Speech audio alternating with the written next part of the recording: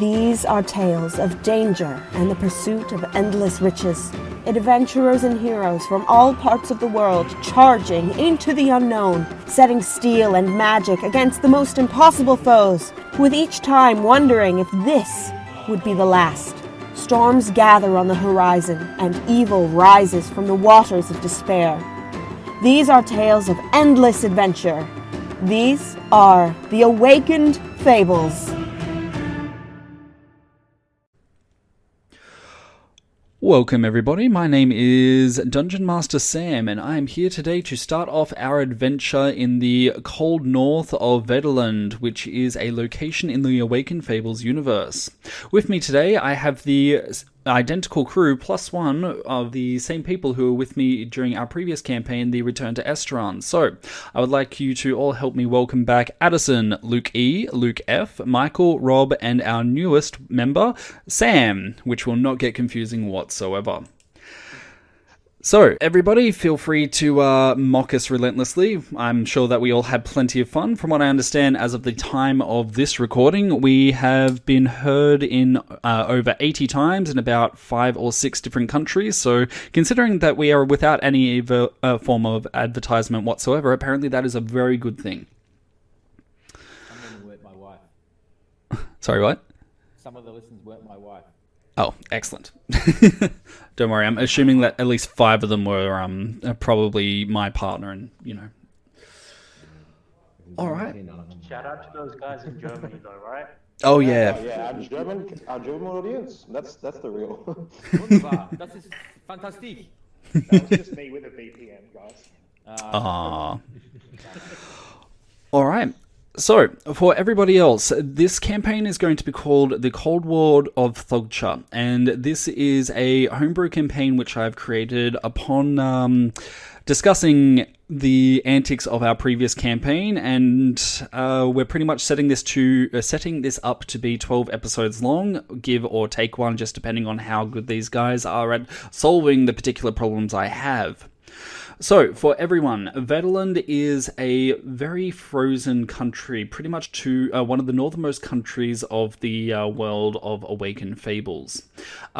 For this particular background setting, we are going to be engaging in a little bit of a political turmoil. We're going to be engaging in a lot of combat, but most importantly, we are not going to actually be roaming around for this particular setting. We are going to be pretty much tied to the one place, which is called Grey Garden, otherwise known as Thugcha, which was the ancient capital city of Vaaderlund. Our characters have been brought together today in order to be representatives of Clan Solvkling, which is one of the 2 major clans of Vaaderlund, and pretty much the guys who are in charge of the eastern side of Vaaderlund itself. Now, the reason that they have been brought through is that they are going to be going through and engaging in a war contest of sorts, a ritual threatening to prove to the opposing Clan Coldstrig, that they are indeed fearsome warriors, and pretty much their warriors are capable of beating their dad is capable of beating up your dad, and so on and so forth. So, with that very basic interruption out of the way, I will quit yammering and we can get into the story itself. So, we do have 2 characters which are returning from our previous campaign, both Ciruimon and Tinkerit, but we will be introducing all the characters as a matter of course for all those new listeners and anybody who just really doesn't want to go back and listen to the previous one, which I can completely sympathize with. Alright, well, gentlemen, let us begin. So, the 6 of you have been either approached independently by Clan Solvkling, or you have had your services rendered. Some of you have been approached specifically to provide your services to the clan in the time of the Yolkine, while some of you have been volunteered against your will. The stories behind all of the 25 warriors of Clan Solvkling have varied, and for the most part, you have come to understand that your various comrades are as varying and different as you are yourselves within your own party. However, the Tinkerit Adventuring... what is the... Tardiness, Trading and Adventuring Co. Proprietary Limited. Thank you, that one. I can't imagine why I can't remember that name. have managed to make their way north into Vaaderlund, where they will be taking part in this annual event simply known as the Yolkheim. Now, in particular, the 6 of you have come together in order to protect one of many carts which are currently making their way towards Thogcha. Now, it seems that Clan Solfkling has decided to go a little bit above and beyond in preparations for the Yolkheim and have actually sent out a few decoy carts in order to bamboozle and confuse the intelligence of Coldstreak and try and, I suppose, ensure that you guys have a little bit of an upper hand even from the get-go. However, the cart that you're currently in seems to be carrying the heir to the... Where am I? The heir to Jarl Haraldsson. His child, one Mikkel Whiterun, is slated to take over for his father upon his father's death, but the... I suppose, prince of sorts has been a fairly distant one, and any interactions with him have been a little bit snobby and fairly condescending for any. Eventually, many of your comrades and anybody just interacting with you have just learnt not to deal with the prince himself. Now, it's about midday at the start of our adventure. You guys have been in this cart for about 2 weeks now, heading from Chillhaven all the way up to the centre of Vaaderlund, when Thogcha itself eventually comes into view. Now, Thogcha is an ancient city going back about 1,000 years and used to be the capital of this entire country until the ruler at the time was eventually overthrown in an immense civil war between the clans of Coldstreak and the clans of Solfkling.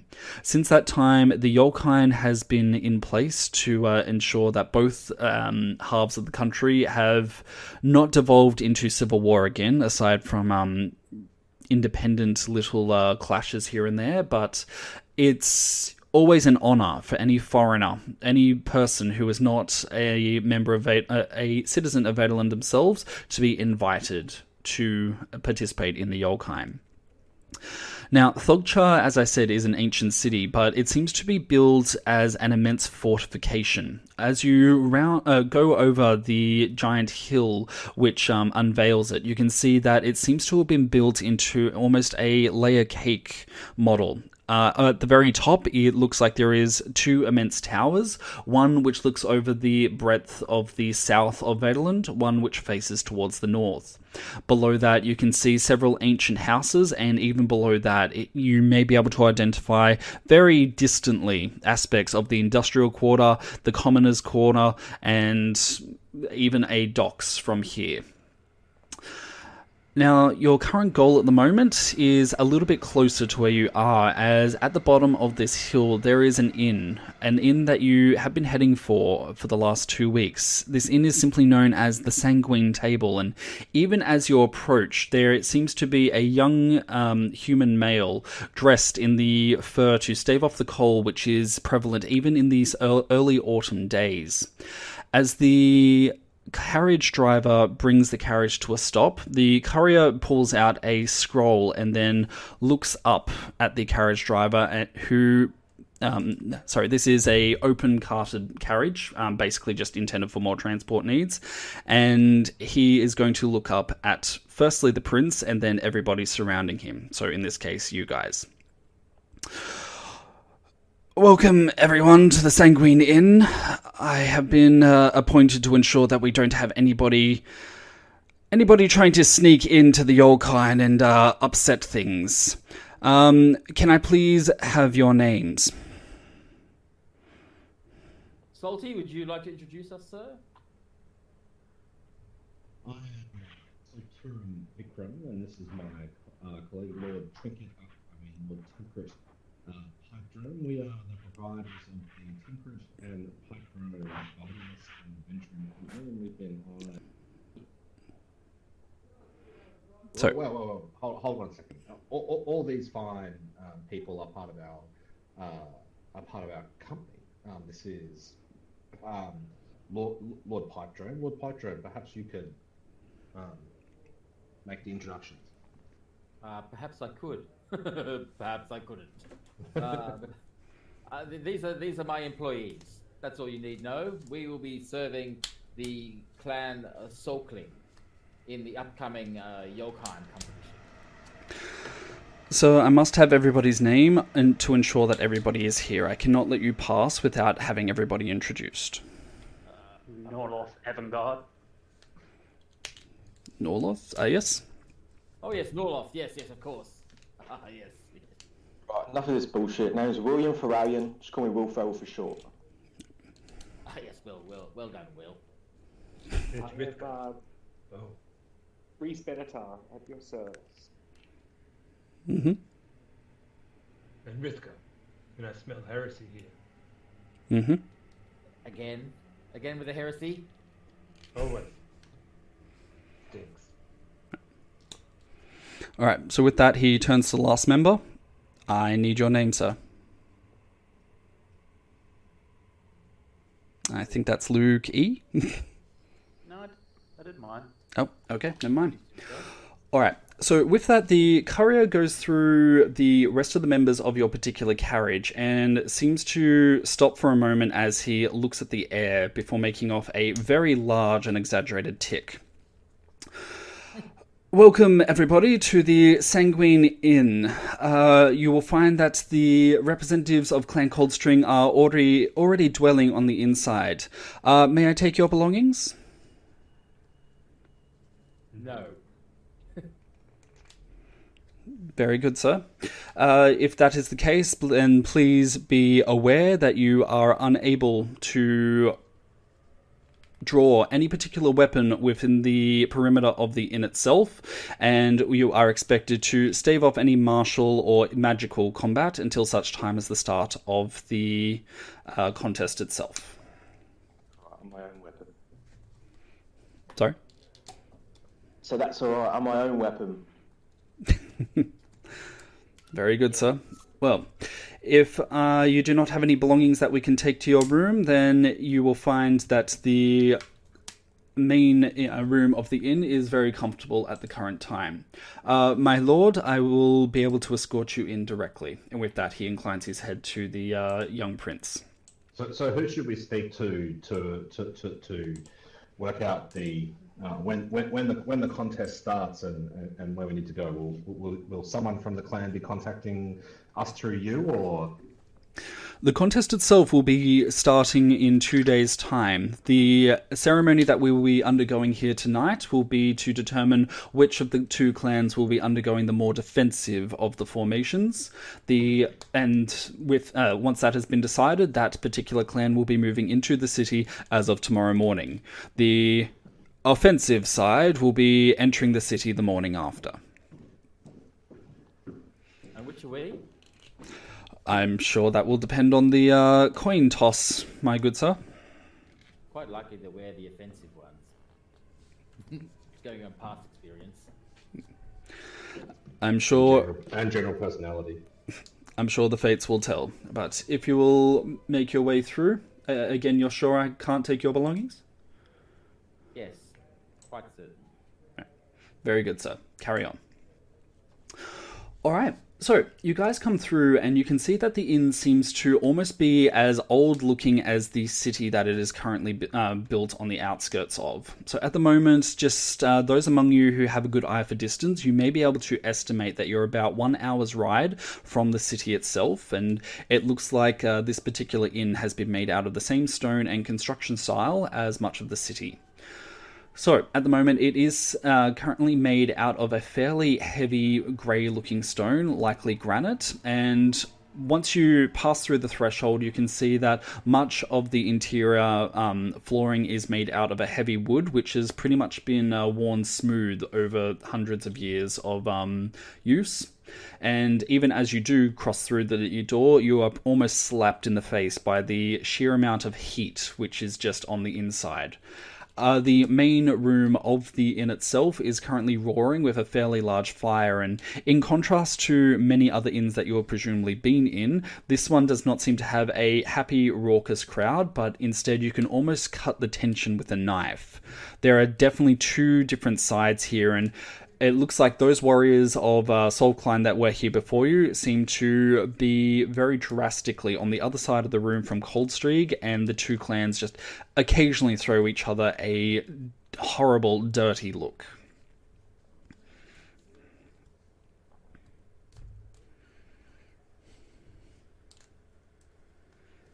All right. So, upon crossing through, you see the bustle of what looks like a fairly harassed innkeeper who immediately runs up to the most official-looking person, in this case, one Lord Pipedrone. Excuse me, sir. Which clan are you all with?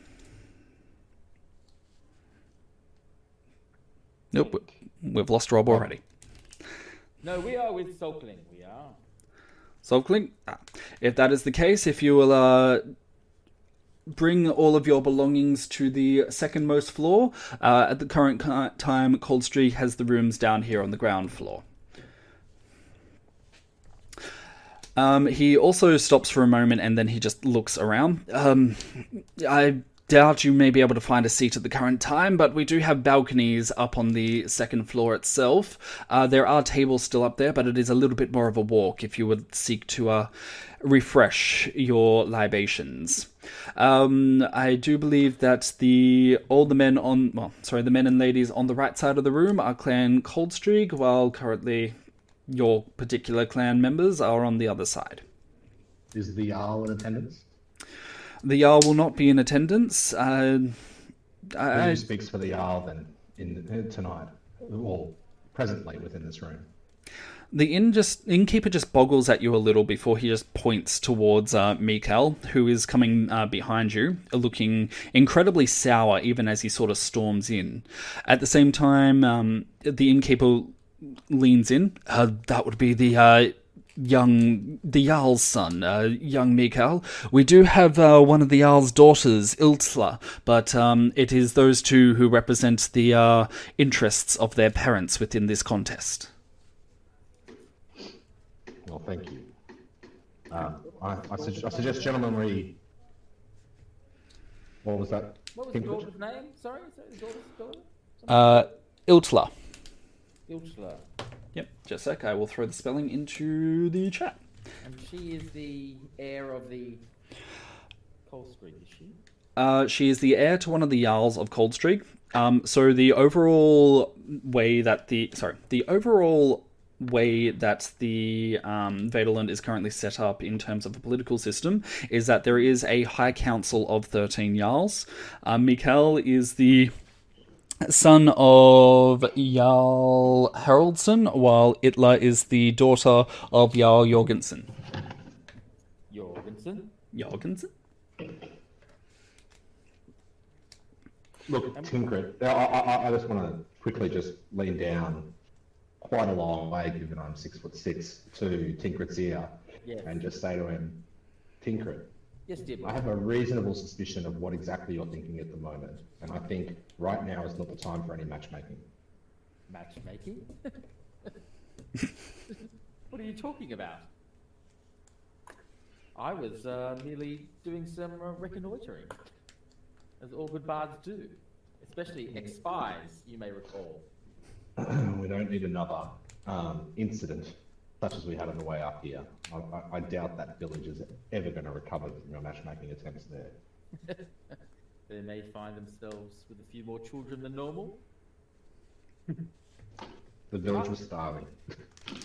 It did not help. Oh, I plan Importing children now? No, certainly not. That's the only thing we don't do. We've spoken about this. Well, we did think about our weaving company, and their little fingers are so good at the fine work. That's true. not good enough. I was thinking about singing a song, in fact. To try and put the mocker on them. Alright, so at this point the innkeeper has been hovering next to you, all looking fairly nervous. He, at the mention of a song, he brightens for a moment before he seems to steel himself. If you're a bard, good sir, then I may be able to bring you your libations for free, but would any of you care for any drinks at the moment? I will drinks for all my friends for free if I perform, sir. I'm very famous. You may know me as the author of the Canard song. There is a quick moment of silence before you guys hear a snickering from behind you, and if you do turn, you'll see that one of the people that you have come up here with the caravan does seem to be trying to stuff their fist in the mouth to stop themselves from laughing.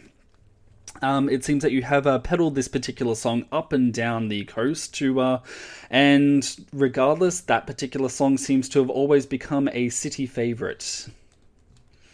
Wherever we've turned. Excellent. Tinker, I want some Maulerbat red, please. Certainly.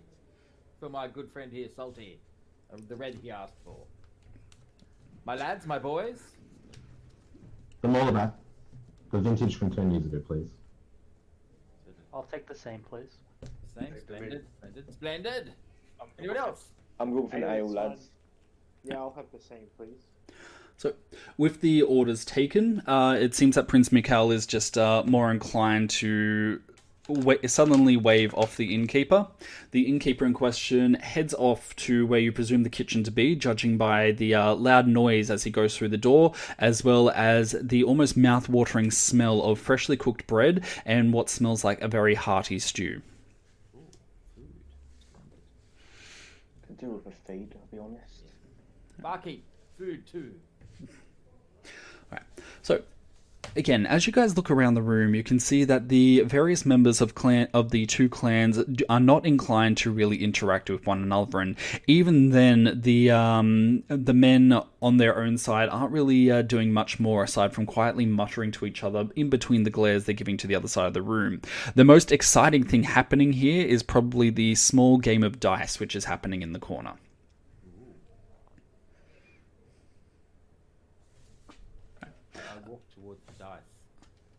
Alright. So, in terms of the dice, it takes you a quick moment to simply identify that this is a fairly popular and common game, which is played up and down the breadth of the continent. It's simply rolling 2 6-sided dice, and if you roll a 7 or 11, you will automatically win. If not, then you lose. Right. Anyone got any loaded dice? Maybe. I mean, I could always use my invisible mage hand to turn the dice at the last second. Or just sleight of hand. Once you openly say that, Breeze receives a moderately offended look from somebody who's passing by. Somebody heard me. I was speaking of thieves' cant. That's why I said Breeze and not Tinkrit. Ah. I was also. Sam, how old is the Jarl's son? What's his name again? Mikhail? Just a sec. Mikhail. Why did that tab? Okay. Mikhail. Alright, your interactions with the Jarl's son indicates that he is 17 and apparently will be approaching his 18th birthday over the next 2 weeks. However, interactions seem to give you more of an impression of someone much younger. The prince himself seems prone to tantrums and almost impetuous demands, with these particular demands generally only being met by his immediate retainers. Who are so we've moved to a table with the rest of the clan members. Is that correct now? That's up to you guys. I am assuming that Tinkrit's heading towards the dice. All right. Well, I will accompany Mikhail with his clansmen upstairs to wherever I'm assuming they're going upstairs to, and I'll take a good bottle of the red with me. Yep. All right. I'm upstairs as well. I like the idea of this balcony. I can imagine. There is a... Sorry? I'll go with Michael. Michael, crap, which one is yours? I think that's yours. All right. There is a second floor to this image on Roll20. If you guys scroll down, I have hypothetically put the three of you on the upper balcony area. Alright, so in the meantime, you guys begin to settle in and I suppose interact among you. Addison, what is Will going to be doing? You'll probably go upstairs and meet the rest of the clan members as well. Yep, alright. So there are a number of them down here, and it looks like the gambling is down here as well. So up here, it looks like, again, the tone is fairly similar to what's going on downstairs, though it seems a little bit freer and more boisterous, as it looks like, since this is the lodging level for your where all of your men are sleeping, it looks like they're a little bit more comfortable up here as opposed to down there. Alright, well, I'll go introduce myself and meet everyone else. Alrighty. Is And Breeze part of our party at this point in time, or not? I'm going to leave that one up to you guys. You have hypothetically been traveling around with Breeze for the last 2 weeks. Sam, is Breeze social or non-social? He's quite charismatic, so he's very, very social, but always with like devious intentions to try and find someone to steal something off. I'm feeling like, Tinkrit and Breeze probably stopped at one moment, did that Spider-Man meme, and then broke into a rendition of anything you can do, I can do better. I was actually thinking of working together rather than against each other. Well, yeah, definitely. I'm all for any plays you got here. Well, I do have one of those, and I briefly show him in my hand. You show him your what? It's in roll 20. Oh, Charlton's died. Oh, those. No, I imagine Okay. if we couple that with our sleight of hand, it's very unlikely we'll be losing. Okay, I just assume we are speaking in Thieves' Camp at Of this course point. we are. Yes. All right. Roll me a charisma stealth check. A charisma stealth check. Yep. What does that mean? So you're going to be rolling a stealth check based on your charisma modifier. If you have proficiency, then you're going to be in stealth, then you're going to be able to double the modifier. Oh my god, you're going to be blowing it apart then. Yeah, how do I do that? Roll a stealth check, and then what's the difference between your dex mod and your charisma mod? If it's wrong, why doesn't he just roll a d20, and if it's not a 1, he passes? Well, you're not wrong. Add another one to that. All right, Hang so on, I'll get advantage. Sorry, I lied. So, Yeah, I get advantage. Oh, yeah. 21 I am. sorry, did I go too advanced too quickly for you guys? That did not cool. pop up in the window. Sometimes there's a bit of yep, there it goes. And then I've got advantage too. Holy crap! Does Breeze have a higher stealth than Tinkrit? Sure does. He does by 1. Wow. All right. So the two of you are going to be able to pretty much talk with one another with nobody being able to overhear the two of you. Keep in mind that you are surrounded by presumably other highly trained professionals. So at this point, you are able to keep the conversation squarely between the two of you. So, let's play. With Mage Hand, Charlatan's Die, and Sleight of Hand. And we can hardly lose. But my plan is we do it first, and then we buy them all drinks and get them shit-faced and keep on doing it. Well, I mean, I have this little nifty thing here, and I'm going to show him my tankard of sobriety and explain to him that I can drink as much from this as I want without getting intoxicated. Mm-hmm. Excellent. Every roll, everyone must drink, and we'll drink from the same tankard. Sounds good to me. Alrighty. So the two begin to set off to complete their dastardly gambling plans and pretty much fleece these suckers for all they're worth. Michael, what is your character up to? What is your character's name? Rithgar. What is Rithgar up to? Rithgar's going to find a quiet alcove and as he does just every so often exercise his primal awareness, because he's always on the hunt for fiends, and see if there are any fiends within 1 mile or 1.6 kilometers, depending on you. Yep. Can definitely confirm there are no fiends within 1 mile. That's not true. Trimp. Trim. Oh, okay. True. Dun, dun, That was a dun. plot point I hadn't thought of. Where's my shield guardian, by the way? And where's Trim from the shield guardian? Yeah, I forgot to bring those guys over, didn't I? Bolt.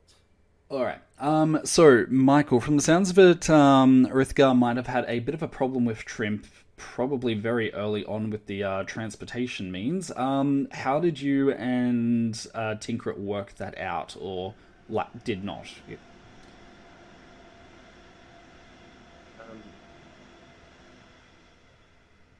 As I say, that was an unforeseen plot point. So I suspect the first time I would have tried to stab Trimp, but then probably been restrained. Trying to think of what the... Well, I could just do a persuasion roll on you. My dear boy, he's under my control. Whoops. Halfling natural 1. That is a 2. I've done. Yeah, that is true, isn't it? Followed by... Good enough. So I am deeply skeptical of this little demon that seems to be escorting us on our way around, but it's I've been persuaded by my current employer to defer again. Yep. Alrighty. For the listeners, it looks like Rithgar managed to roll a 3 versus Tinkrit's 14 in persuasion. Despite, Tinkrit rolling a 2. The halfling one. The halfling one. At least you guys haven't rolled any 20s yet. So, yes, you are only able to detect Trimp at the current time, Rithgar. And from there, I just sort of eavesdrop on all of the conversations around us, particularly looking for anything heretical. Alrighty. Roll me perception, unless you want to use your passive. Sorry, just rolling down. Alright, a 21. Very nice. Alright, so most of the conversation seems to be centered on the upcoming Yolkine contest. You do hear the occasional mention of dice and so forth, and here and there you can also hear some of the other members of the two clans just discussing the particular abilities and powers of the people that they're talking about. So it seems to be a mix of both professional gossip between expert warriors and mages, and also a few plans specifically as to who they might target from the other side, and again, exactly how the hell the halfling in the corner seems to keep getting so damn lucky with his dice. Halflings. They're sharing his wins. Just letting other people win too to make it so it's not too weird. Noted. And we keep on buying them drinks too with our ill-gotten gain, so they get more shit. Their own money. All right. Oh, that's... Well, yes. Good old and delightful. All right, and now... Luke E and Luke F, the two of you are currently running sorcerers. Have the two of you made any connections with one another over your course here? Or, again, you're just going to be like, okay, we haven't really talked to each other? I'd say we probably would have talked over the last 2 weeks. Yeah, we've been discussing the craft, trying to ensure that our spell makeup is complementary. FYI, Luke, we probably should do that after the session. Well, one of us is going to have to change. And yes, bonding over our shared fascination with the arcane. Yep. All right. And now getting famously drunk on a couple of occasions on Morgellite Red. That sounds dangerous, especially considering one of you is lightning based. Look what I can do. Lightning in a bottle. Look what I can do. Turns into Thor. Ooh, I can't do that yet. Yet. Stick with me, son, and you will. All right. So, Luke E, what is Norloth up to? To be honest with you, he's a bit antisocial, so he's probably just sitting in a corner reading a book, slowly sipping out his wine. Yep. And Soltor? I am trying to get the young Lord Mikkel to open up a bit and stop being such a little shit. All right. And doing that by way of trying to load him up on really good quality red wine. Yep. All right. In that case, roll me persuasion.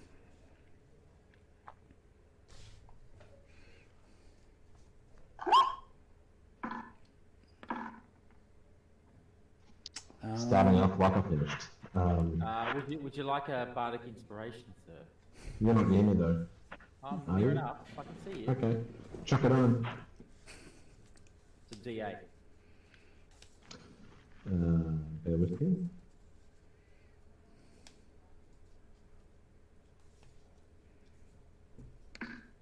Oh, All right, so that is an end result of you. 19 to persuasion. All right, I am going to do a, I guess, wisdom saving throw. Let's have a look.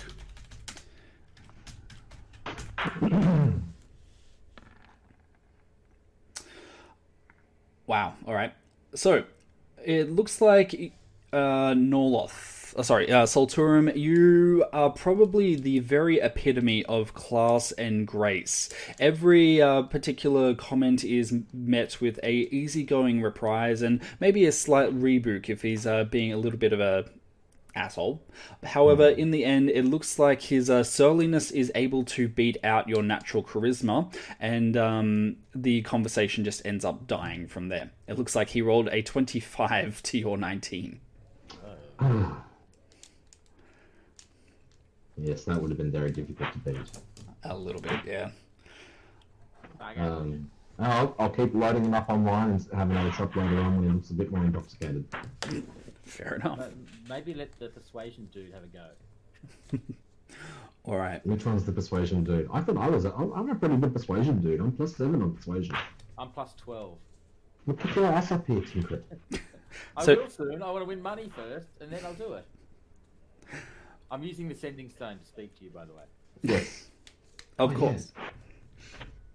Oh no, the sending stones would have been reacquired by the army, considering they were army resources of Ciruimon. No, unfortunately we lost some in the final battle. I don't know what happened to them. That's right. So it was tragic. It was a great loss to the Ciruimon armed forces. Dude, another one. Seemingly saved them.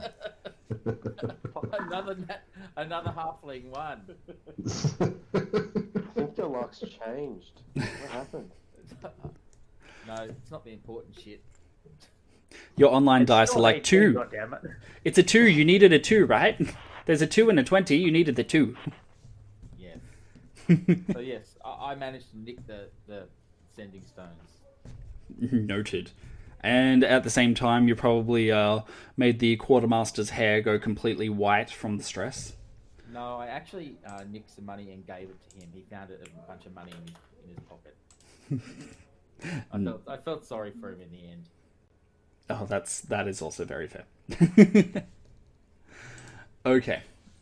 So, the hours pass, and very soon the afternoon begins to fade to an early night with the autumn time sinking in. It pretty much begins to fade to a night time at about 5 p.m.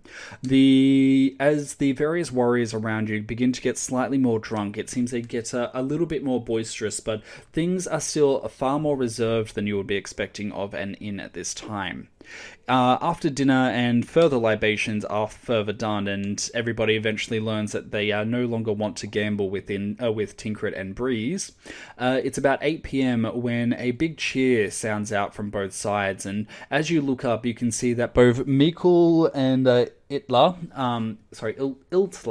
have stood up and are now staring at each other with a very angry and aggressive look on both of their faces. Right, do we hear what was said? Make that happen? So with that, the innkeeper bustles out of the kitchen and seems to be carrying what looks like a single coin on a red cushion. He pretty much waddles up with a great degree of excitement and waits at the center of the room nearest to the fire before presenting the coin to Mikhail and Itla.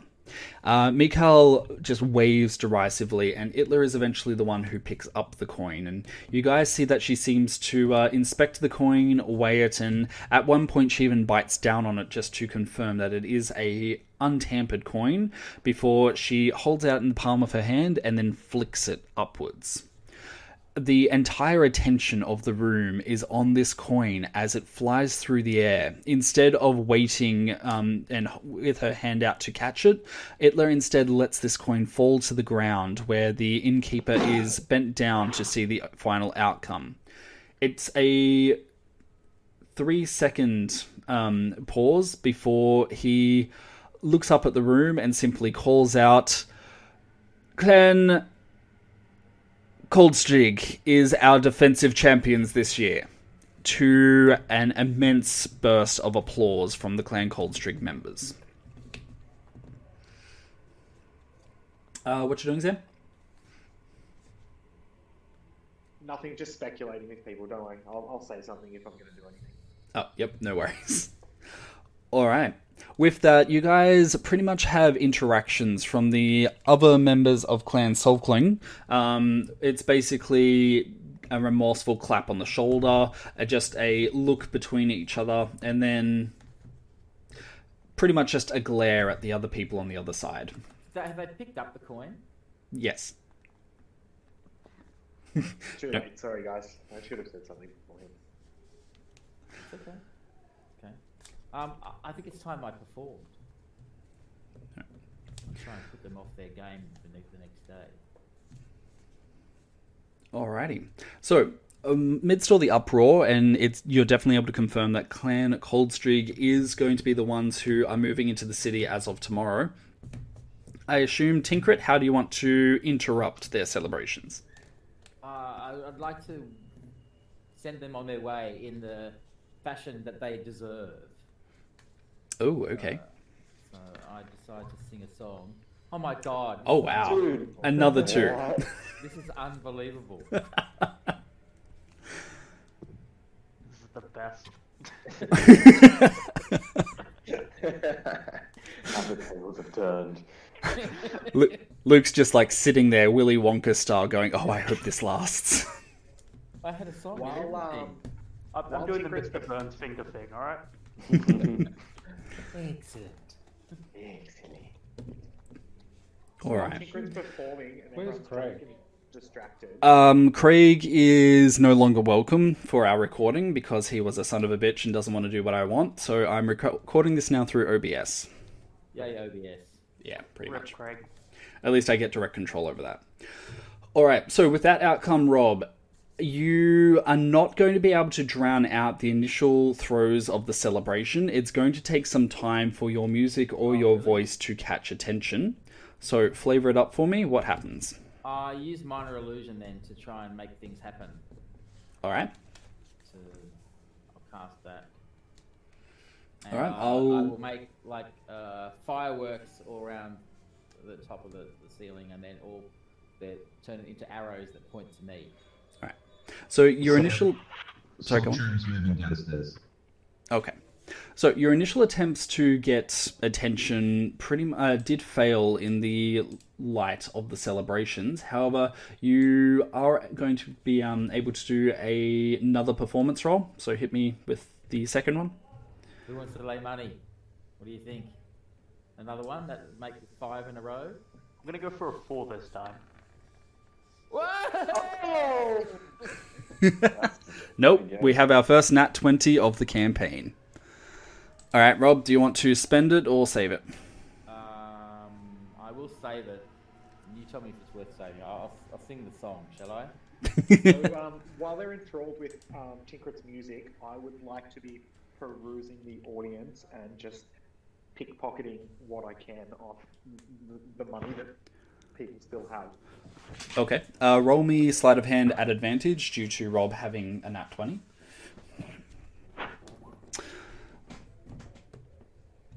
Okay, so that is a 29 because you have a ridiculous passive of ridiculous modifier of 18. So, whoa, that was loud. Rob, Tinkrit is going to start out quiet, and then you're pretty much going to explode forth and capture everyone's attention. In the background, Sam Breeze is going to be able to successfully go through and pickpocket. Let me roll the dice. 1d10. By the way, I used Thieves' Cant to Breeze to say, "We're sharing, right?" Alright, you're going to be able to go through and pickpocket at least 9 people before the end of Tinkrit's performance. So, Rob, you have the floor, you have a nat 20. What is your performance? It's the Coles Grig have very small rigs. The princess face no one digs. Her manners are poor, her bard gets no gigs. The Coles Grig have very small rigs, except for her.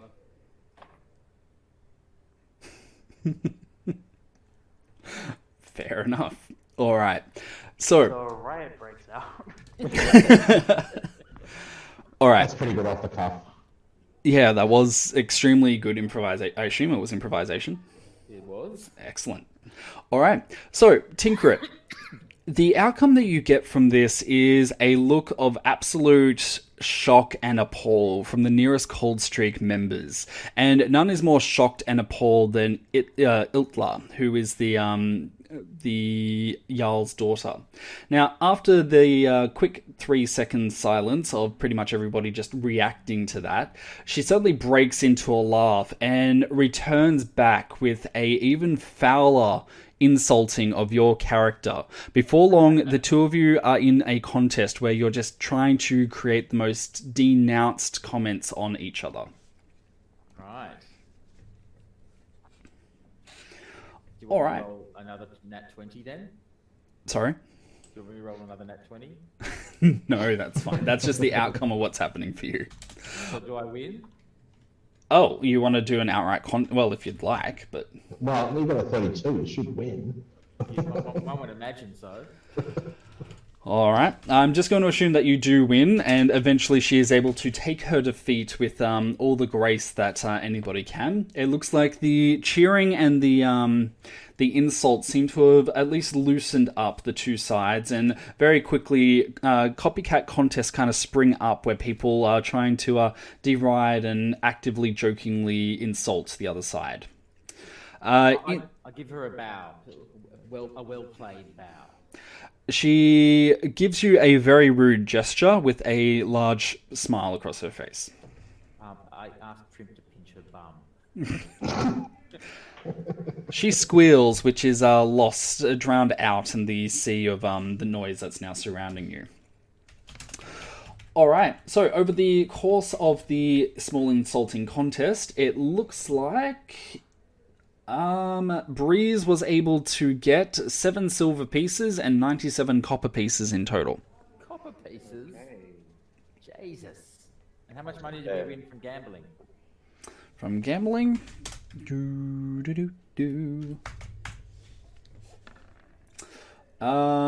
48 gold. Lovely. I will share it with my party. God, you got a lot more money to divide it by now. Sorry, what? You got a lot more people to divide the cash out now. That's all right. There's only one more person. Like, Hey, it adds up. And on the plus side, it's a 48 that is easily divisible by 6. So I say to Breeze, this is how we work in this company. We share it all. And we'll know if you don't. I smile. Good of the party, right? The good of the party. Morkan, Nero, and mental blank. Morkan, Nero, and Ogre all sneeze back in Ciruimon. I don't understand this. I always shared. Sorry, Zach. Just with the 2 alternate characters, are they also in our troop? I'm going to say that they're going to be part of the 25. As of now, they may not necessarily be friendly with you. They could have come separately. I'm going to leave that one up to you, and we can hash that out between the sessions. Yep. so we're gonna have to fight Ogre. All right. So the rest of the night is spent in a little bit more of a lively celebration, and eventually you guys are able to retire to the second floor bedrooms where you pretty much crash into bed. As of dawn the next morning, the Coldstring clan members all pack up, and it looks like there is a string of about 10 carts and begin to head towards Thogcha. In the distance, you guys can see that their ultimate goal is going to be the Royal Keep, which is situated right at the peak of the city itself. Now think about it. Have you guys actually seen the picture of the city? No, we haven't. No? Alright, give me a quick second and I will bring that up for you. Sorry, I interrupted someone. Go on. Sorry, Sam, can I use my spyglass to watch them as they go and make sure that there's no one, they're not leaving anyone behind or setting up traps or the like in between here and there? Yeah, I was waiting to see if I'd get that reference, Rob. Yes. Sorry, during the night, I would like to have spent an hour performing, before I went to sleep and had my rest, performing Find Familiar. Oh, yeah, no worries. All right, you will be able to successfully do so. Do you want to flavor up the magic that you use, or? I mean, it's just a ritual magic, so I just sat there for an hour concentrating and bring my familiar from the Feywild. Yep. All right, and that is going to manifest into the form of Hoot. What does Hoot look like for us? Hoot is an owl, basically a snow owl, so snowy white and with piercing blue eyes.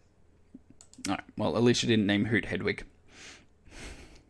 It goes in the last 5 sessions. No, 7 sessions, thank you. All right, Michael, you are going to be using your spyglass. Roll me investigation at advantage.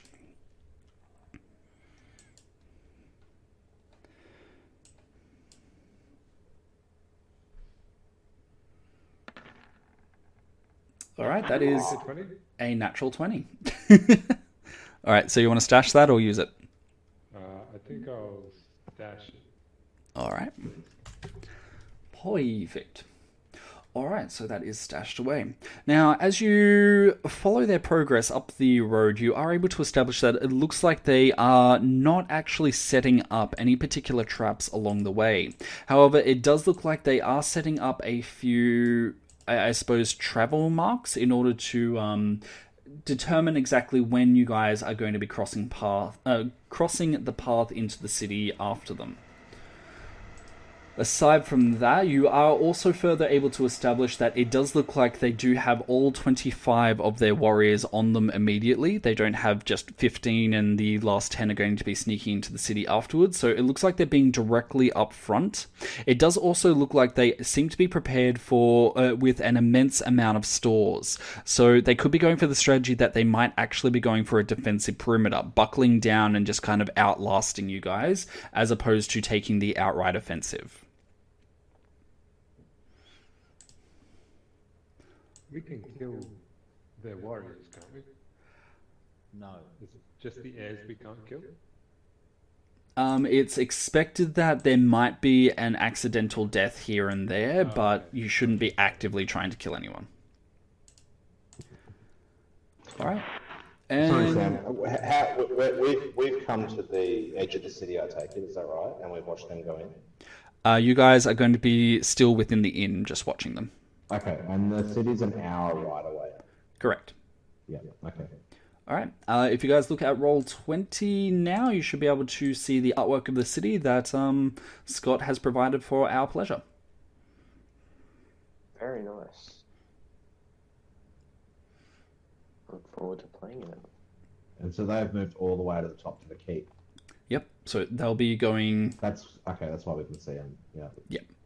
So yeah, pretty much they're going to be going through the mouth of the... Sorry, they're going to be coming in from the other side. No, actually, they are crossing the river through the bridge, and then they're going to be going through the city and presumably up to there. Okay. Okay. All right. So, interactions throughout the rest of the day seem to be a mix of two different extremes with the other clanspeople.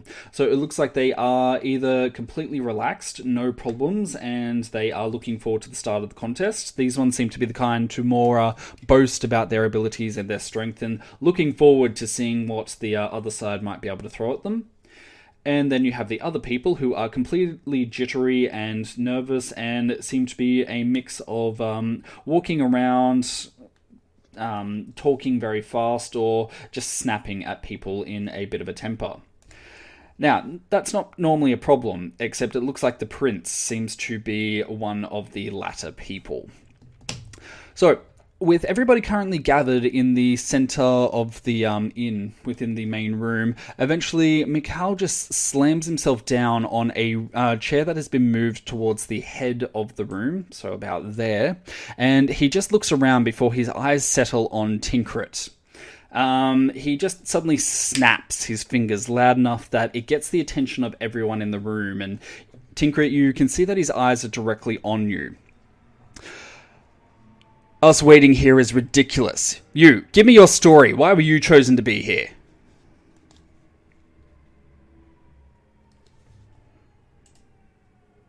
Rob, you are muted. Back 2 minutes. Sorry? He said in Discord he'll be right back. Quick, pick someone else. Oh, okay. Alright, Salturum. Well, my lord, I think your father was, in his wisdom, made an excellent decision after the work that Lord Tinkrit and I performed with our adventuring company in Ciruimon. We were able to save that kingdom from being overrun by the undead, and bring peace to the southern part of Ciruimon. So, throughout the tale, he just raises his eyebrow. And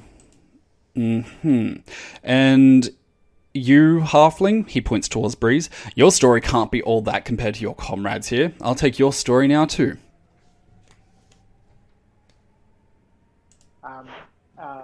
My lord, my skills are plentiful, and with that I am going to Mage Hand Legerdemain some minor possession that he doesn't care about off him, and then hand it back to him. He gives you a bit of a look of a look of outright disgust. Ugh, you're one of those filthy thieves. That is not a story. Well, we have many uses. And Rob's not back yet. Alright. So after that, he points... Rob is back, sorry. Rob is back? Alright. He points toward... I was just going to observe to the to Lord Mickle that we should perhaps keep an open mind as to the utility of my friend here. There are many ways to skin the cat of taking down Clan Coldstream, and not all of them are by way of brute force. I assist him with that. If this dude's anti-thief, boy is he shit out of luck. Alright, with the 25. It takes a moment before the prince just gives a bit of a sigh and looks somewhat mollified. Alright then, if that's the case. He gestures towards Tinkrit, and you, I suppose you can give me your story now. My story, dear boy, my story is that we're here to help you. We've been hired because we're the best, as you soon find out. I've told him, Lord Pipedrome, of our endeavours against the necromancer and Ciruimon. So you needn't worry then. As you're aware, we are skillful, we are brave, we are great warriors, and mighty magicians. Any eventuality that arises, we shall be capable of handling it. Never you fear. We would, of course, enjoy your support, good prince. So, through the explanation of Tinkrit's story, you notice that the prince seems to get a little bit more jittery and yet a little bit more nervous. And by the time you come to the end of that statement, he eventually just leaps up and just shakes his head. I can't be inside here at the moment. tell the rest to my bard. I suppose he'll be able to make your tales interesting. And then he just shoots out of the room. Alright. Well, some people are like clouds. When they disappear, it's a beautiful day. Alright. My story interesting? I turn to both Norloth and Rithka and be like, guess you didn't want to hear our stories then? So it's at that point that the instructions are followed, and you guys see a very ugly man just beginning to walk up to you. He does currently have a lute strapped to his back, and for all his, I suppose, fearsome appearance, he does seem to have a bit of a shy and hesitant approach towards you. I am the Prince's Bard. If you are willing to tell your story, I might be able to bring it up to the Prince. So you know what? Doesn't matter. Doesn't need to know my story. He gives a bit of a shaky nod before he turns instead to Norloth, giving a bit of a beseeching look with his eyes. You don't need to know my story, and I just turn invisible. Just leave it. All right. So now, visibly shaken, he turns to the last member of the group, which would be Michael's character. God, how do I say it again? Rithka. And just, again, tentatively holds up his lute and strums a few musical bars. Can I have your story? It's a simple equation. I work for these fools. These fools get me into the city, and then I get to do what I actually came here to do, which is none of your business.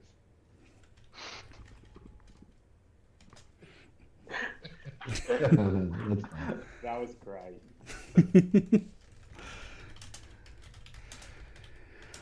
Alrighty. So, looking fairly disheartened, the bard just kind of sinks his shoulders down and begins to walk out of the room after the prince.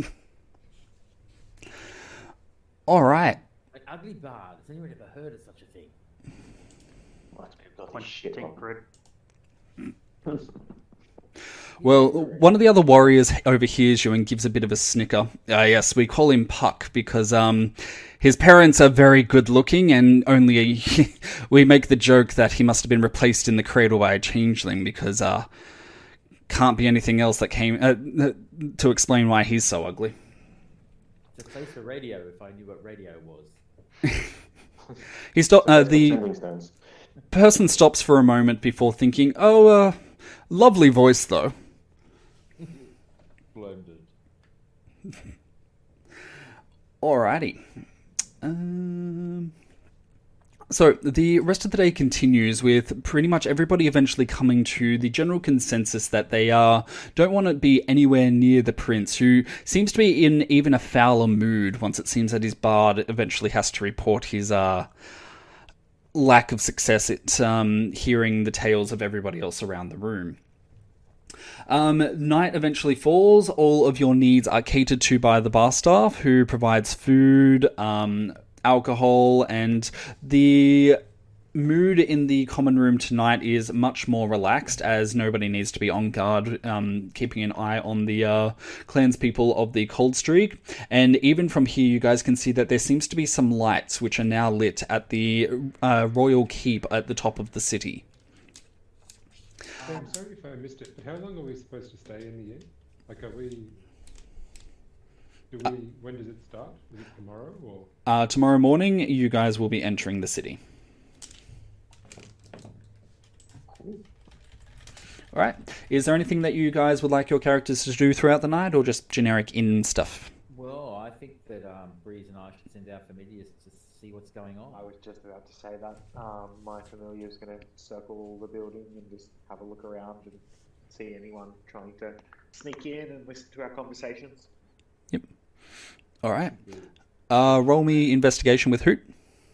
How do I do that on here? Do you have him as an extra? Yes. You should be able to click on him and just roll. Extras.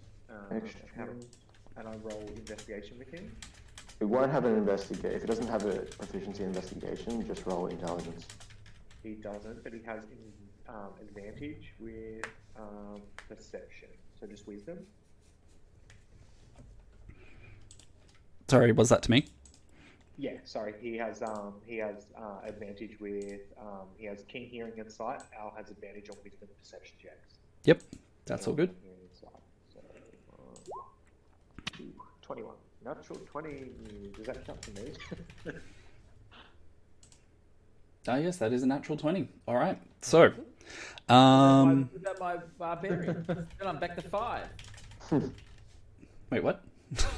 My barbarians are all a natural 20 when they're hitting the other thing. Barbarians are their own people. This is a familiar.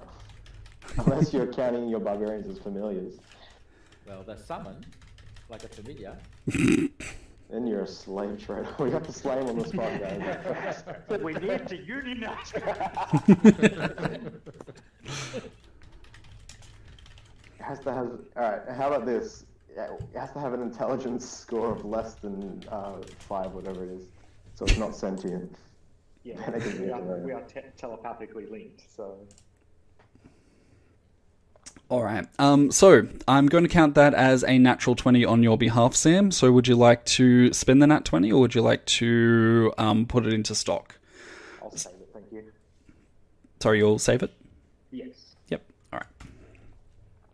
All right. So you are able to ascertain it doesn't look like there is anybody untowards moving around the inn itself. You can see through the windows of the private room that Mikkel seems to be desperately attended to by his bard Puck, as it looks like Puck is trying to get Mikkel into a better mood, but ultimately that seems to be failing. Aside from that, it's simply the innkeeper and his staff, and that's really about it. Sam, the one thing that he might have seen was me sneaking out, stealing a horse, and trying to find a secret way, like a secret entrance into the city. Oh, okay. So you're thinking about it.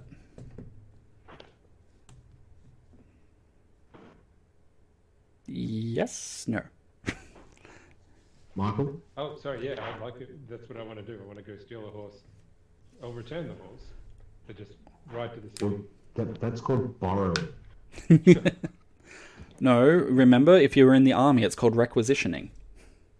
That's right. All right, Michael, in that case, roll me stealth on behalf of your character. Can I make a perception check to see if I notice? Go for I'll it. probably be awake. Yeah, shouldn't I get a reaction to that as well, because my familiar is seeing him? Sorry, say again, Sam? Sorry, my familiar would have seen him trying to sneak out with a 21, right? Correct. Well, unless he manages to roll, like, something ridiculous, which apparently he did. Yeah, sorry. 5 is good. Oh, wait, no, he only rolled a 14 for his stealth. All right. Addison, you're definitely able to see him. Sorry, what was that? It's with advantage because I have, like most people, the Cloak of Elvenkind. Oh, yep, okay. One of those, Herp-de-derp-de. yes. All right, so Addison, you barely failed to see him. By virtue of having a natural 20, Sam, I'm going to say that Hoot is capable of seeing and going past that 25. Okay, I mean, I would just like to wake the rest of the party up and inform them of what happened. No. That doesn't happen with Ciruimon. What is he doing? Ciruimon likes his sleep. Well, I'll just wake the boss up and inform him of what happened. No. I said don't wake me up. I'm already awake because I'm looking after my I'll wake up Tinkrit of Tinkrit and Sons and inform him of what happened. It reminds me of how I asked you whether you were fireproof. Thank you for letting me know, Breeze. I will send Trimp. First of all, Trimp, take a night bucket and drop it in the well up there. And on your way, find that fool Rithgar and tell him to wait for the rest of us. Or if he finds a door, come back rather than enter on his own. All right. Tinkrit gives you an invisible look, and before he promptly goes off to do your particular bidding... Sorry, Trimp does. Wait, so you're getting the bucket first? Yeah, Trimp's just going to take he's going to take some poo. and drop it in their well. Oh, delightful. Drop it in their well so that they are unwell tomorrow. Badum-tish. The innkeepers. No, he's taking it to the keep. He's taking a food bucket from here. Oh, okay. That's going to be like an hour's long flight there and 2 hours there and back. That's okay. He doesn't need sleep. He's an imp. More a case of if you do that, you won't be able to communicate with Hrothgar. Okay, but I've given him the message. I'm going back to sleep. So drop the bucket in the well. Find Hrothgar. Tell him to come back. Alright. Him flying will go faster than a horse anyway, so he'll be able to beat him. Alright. The message was, if you find a secret door, well and good. Don't go in. Come back. We can use it tomorrow. No trying elven passwords either. You can, friend. Alright, give me a sec. I will roll imps. Roll for your imp in order to eventually communicate with Hrothgar. Charisma, there it is. Alright, so that's going to be an 11, and that'll come up later. Sorry, 19, and that'll come up later. Alright, so, Michael, you are going to be heading into the city pretty much under the cover of darkness. Roll me an investigation to see if you are able to find any less common avenues of entering.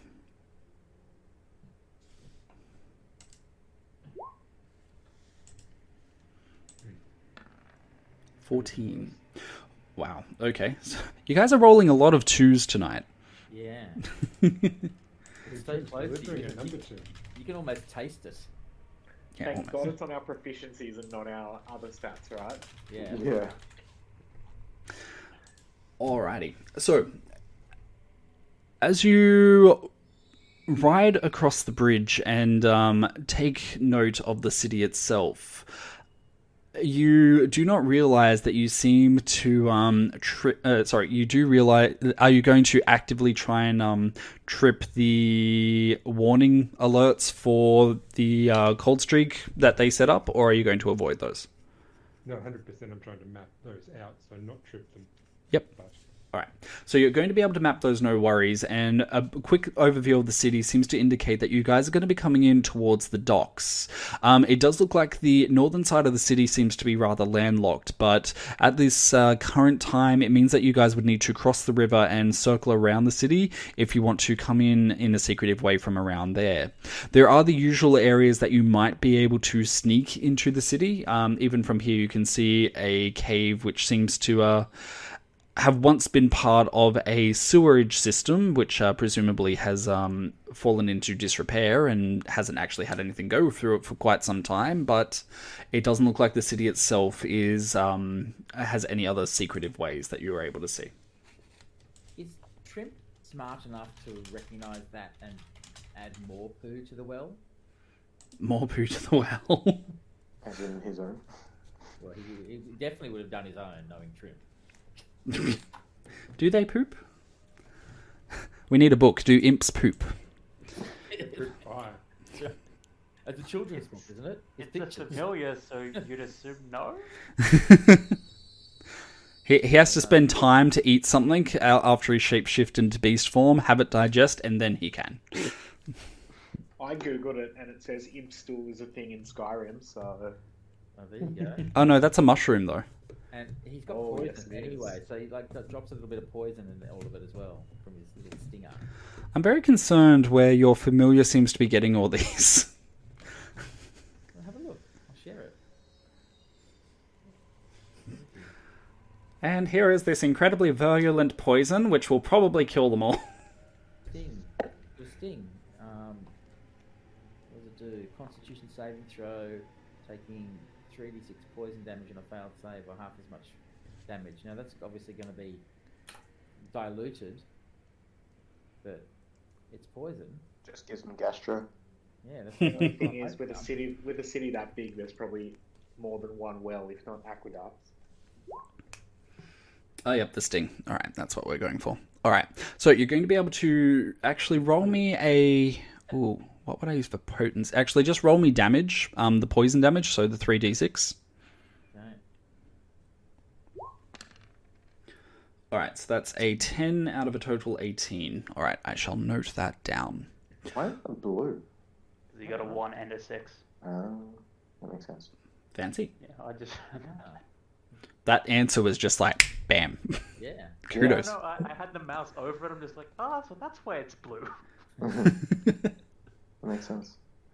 Alright. So, Trimp is going to be able to succeed in his attempt to poison them to an extent. I will keep the specifics of that one hidden from you guys. Trimp is... Roll me a stealth check for Trimp as well. I understand that he's invisible, but just roll me an outright stealth. Oh, that was so close. Rolled from a 16 over to an 8 for a final outcome of 14. Okay. So for a 14... Because he's invisible? Sorry? Does he get an advantage because he's invisible? Surprisingly, no. As Trimp is flying along and is leaving, having done his dastardly deeds, he is able to sense that there is a magical ward which seems to be surveilling the area, and he very quickly triggers onto his proximity. However, by the time it is able to raise the alert, he is down towards the base of the city itself. Yikes. All right. Post-run thing. Trippy old boy. Rithgar, what would you like to do from here? Well, once I've scouted this out, I'm just going to turn around and head back. Yep. All right. In that case, you can head back. But I don't think I've run into Trimp by the sounds of it, which is good, because me running into Trimp in the middle of the night alone would create tension within the party. If you saw him. True. All right. Is Trimp intelligent enough to go, maybe I shouldn't approach him? He is, let's have a look. He's got an intelligence of 11. Oh, I'm rolling on Trimp's behalf. That is not actually helpful. That is a 10. Find me first, Sam? Sorry? Wouldn't Trimp need to find me first? Yes, that is true. Okay, so Trimp is unable to actually breach through your stealth of, ridiculous. And unfortunately is unable to deliver the message that his master has requested. Alright, so it's going to be about 2 a.m. by the time you return, Michael. When you do return, you can see that there is very little activity in the common room. Only about 2 people now left in quiet talks with one another, as well as the innkeeper, who is going through the motions of closing up the inn for the night. I turn in for a rest. Alright. Easy enough. Will you let me know if it's not a long rest, given it's 2 a.m.? It won't be a long rest in this case. It will be a short rest. You guys are going to be heading out shortly after dawn. So if you do a Constitution saving throw and pass an 11, it means that you're going to be able to resist being exhausted.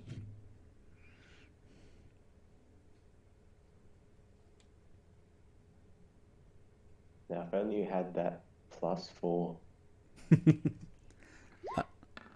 Is he sleeping with Morkan?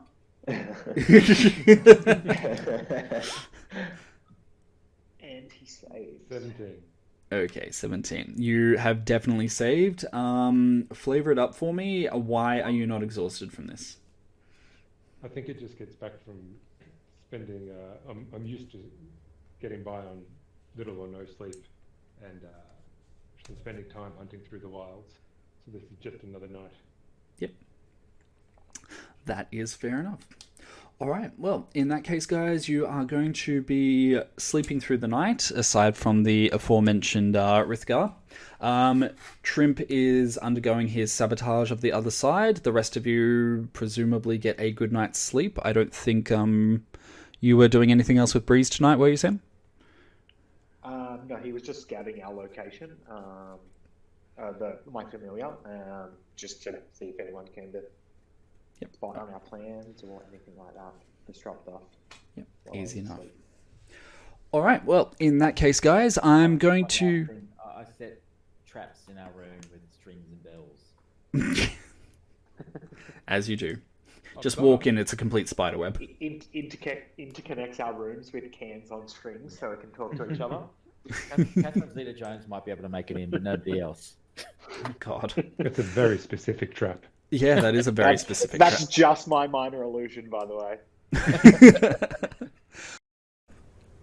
Welcome back from the break, everyone. All right. So, the night has passed, and with the dawn comes the start of you guys moving into the city. Now, this is going to be the last day before the start of the Yolkine itself. So, as of tomorrow morning, all bets are off, and the two sides are going to be engaging in combat, or attempting to engage in combat and presumable subterfuge against each other. Now, the first person up in the entire inn is, well, aside from the innkeeper himself, is the prince, who very quickly sets about trying to wake the entire inn about a full hour before dawn itself. So let's say around 5 a.m. I should probably say my character doesn't actually need to sleep. So he's probably just sitting in his room reading. What are you? Shadow Sorcerer, Undying Warlock. Okay. You still feel the effects of exhaustion, though, if you don't choose to sleep, right? As long as I'm doing light duties, I can forgo that. Yeah, cool. Sounds like a workplace rehabilitation program. Sounds like the guy gets dobbed into the night watch every time. I should also say that I am really not in favour of the young lord waking me up. Well, it takes form. Oh, sorry, it comes about in the form of young Master Puck, who knocks on the door very timidly before opening the door and going, "It's the Jarlson has advised we need to wake up. Hello." I don't trust this guy. Seriously, boys, a bard that has no charisma. What's going on? Puck, unless you want a firebolt thrown in your direction, I'd be leaving right now. He immediately sees the firebolt in question, and you probably can't see it, but he goes immediately pale, and quickly scurries out of the room itself. We're not all in the same room, are we? No. Alright, so likewise, the duty of waking everybody up goes across the entire inn, and barring certain notable certain exemptions, almost everybody is pretty much up and about. You guys can hear movement throughout the inn from the other warriors of the clan Sulclin by about 5:30. So with that, there is suddenly a bit of a yell, and you guys can hear in the corridor outside simply somebody saying to be ready within half an hour, as that is when the caravans will leave. Are we really going by caravan to the city? Yeah, I think we should go on our own, without the main party. It doesn't sound very smart to me to go with them. I mean, there's another way into the city. Have you communicated to us that you saw the alarms on the way, or do you intend to? I do. Okay. Isn't one of our obligations to protect this little troll Mickle? Yes, but we can protect him better by going ahead rather than being sitting ducks and a bunch of wagons. What's the best defense? Best defense is good offense. I think we need to put that to him, that we need to at least clear the entrance to the city to at least make a staging point. I'd just like to ask Rob, out of character, maybe it's good to have your guardian guard Mikkel, if that's possible. Surely you jest. Oh, sorry, out of character.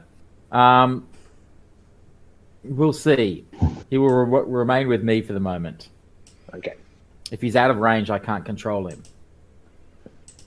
Can you not dismiss him and recall him in a pocket dimension like a familiar? No, he's tied to the amulet that I have. If he leaves too far outside the amulet, then I don't get to keep him.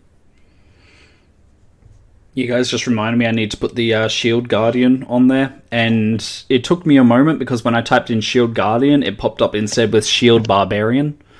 Well, they might come too later on. Alright. So, with everybody assembled at about 5:45, or up to you guys, it looks like the Mikul is going to be making a bit of a speech, and with that, you guys can see that a small herd of children seem to have entered the room and are currently assembled behind him. He gives them another contemptuous look before he turns back to everyone gathered in front of him. Today will be the day that we're moving into the city, and we're going to be trying to find a headquarters. We need to find a suitable location for myself and the children, as well as the artifact. I will be asking people to split themselves into team, or potentially scout out the city for worthy locations.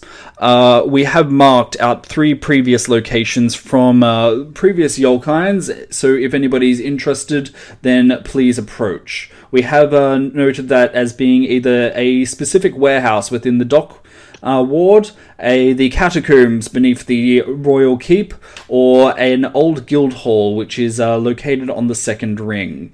If any of you would like to claim one of these locations to inspect it for suitability, then again, please let us know. With that, he stops for a moment and then gives another look at the children. Please remember that this location needs to handle the needs and comfort of myself and these children. We are unable to den in any particular area which is considered hazardous to our health.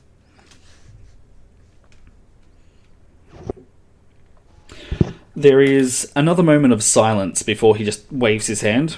Well, you have your orders. Off you go.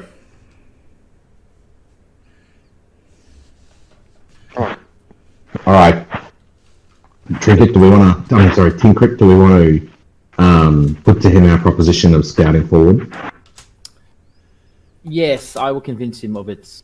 I mean, we are the best of the best. Would you like me to assist? I'm also kind of charismatic. Absolutely. We should... The 3 of us together, with our mighty charismas, should be able to convince him. Sam? Mm-hmm. You want me to do persuasion? I will get you to do a persuasion. So if it's all 3 of you working together, then it's going to be an advantage with a +5. So frankly, I'm curious to see if you can guys can eventually breach 40. That's 23. I hang on advantage. Yeah, okay. Oh, what's going on? With the +5, so you're still on 24. 24. Okay, so a 24. Did somebody curse your digital dice, Rob? Yeah, it was you. Oh, please. Hey, Rob, just Yes. To beat it, just close down your browser and reopen Roll20 and start fresh. Turn your computer on and off. Uninstall your web browser and then reinstall it? Yeah, and clear the cache. Yeah, I was about to say that. Also, delete all your local and temporary files. Yeah, okay. Have you tried turning it off and on again? I have. Okay, I think there's a virus, so please give me access to your computer and I'll fix that for you. Sure, thanks. Yep. Yeah, I just need the numbers on your credit card and the expiry date and then throw in the back. And the CVC number. Yeah. Hey, there's this browser extension called Cheat Roll20. Just install that. It'll happen. It's all right. It's just a blip. Yeah, next session, every dice roll will be a 20. We're not finished with this session. Yeah, fair. All right. Okay. So, you guys head up to the Prince with a 24. Rob, you're going to be goddamn... Ignore that persuasive. accidental hit. So, let me just quickly check his wisdom save.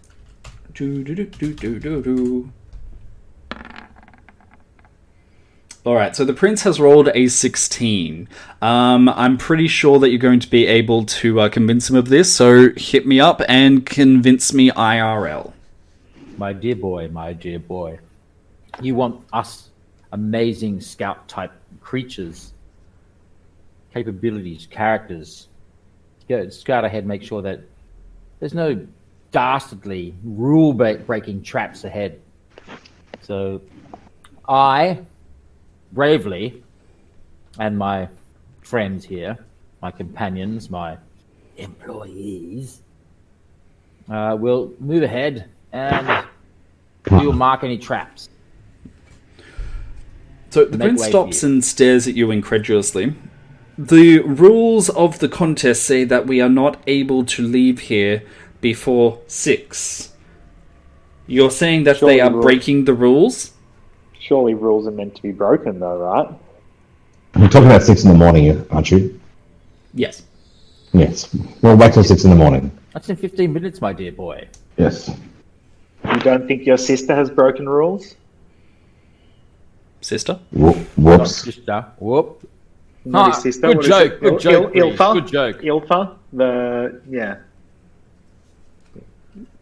The Jorgensen hussy. All right. Yes. So the prince stares at you and kind of crosses his arms and sets his jaw. If they are willing to be contract breakers, that is on them, but we must keep to our word. Okay, just stop and listen for a second. We are not proposing to break the rules. We are proposing that you should utilize our expertise. You are clearly a leader. You are clearly able to make good decisions. And one of those good decisions would be at 6 a.m. letting us proceed forward beyond the main party and do some exploration of the city to give you the vital intelligence that you need, which is where potential traps and obstacles await you. It begins to appeal to him, and you can see that you are convincing him. Somebody hit me with... actually, Sam hit me with the last successful thing. The last successful what, sorry? Hit me with a last persuasive argument. So, persuasion check. Oh, it's already been done on your behalf. Oh, okay. So you guys are going to succeed at this. You're just pretty much hammering it in. My argument is going to be, surely, my lord, we are the best you have. You might as well utilize us than waste us with the rest of the parties. All right. Starting at 6 a.m. in line with the contract, then you may go ahead of the party. I appear behind him and say, "See how stealthy we can be, my lord." All right. Actually, it is a true sign of leadership, my lord, that you haven't let your emotions overpower your intelligence. So he goes red and looks vaguely pleased before he waves you off. All right. So you guys now have authorization starting about 6 to go ahead of the rest of the party. So you're looking to undo the alerts which are on the pathway, or to go into the city itself and look around for anything? I tell everyone about the sewers entrance and see if there's interest. Given all the number 2s we've been rolling, we might as well go and roll in number 2s. Boom, boom, boom. Surely we should inform him of the alerts before we leave, so they can avoid them independently. No, that would be breaking the contract. We will give him that information before they get to the city after our explorations. no, we can draw a map. Don't open this till 6. Oh, I can draw. I'm good at map drawing now. That's right. But it's so I can give him a map now, I think, of everything I saw last night. But I thought actually. No, I strongly advise against that. He is very fixed on ensuring that he complies with the letter of the law in respect of this contest, and if we demonstrate to him that we've already breached the contract, then he's likely to take that quite badly. And we lose nothing by just waiting until they arrive at the city and we present this information to him.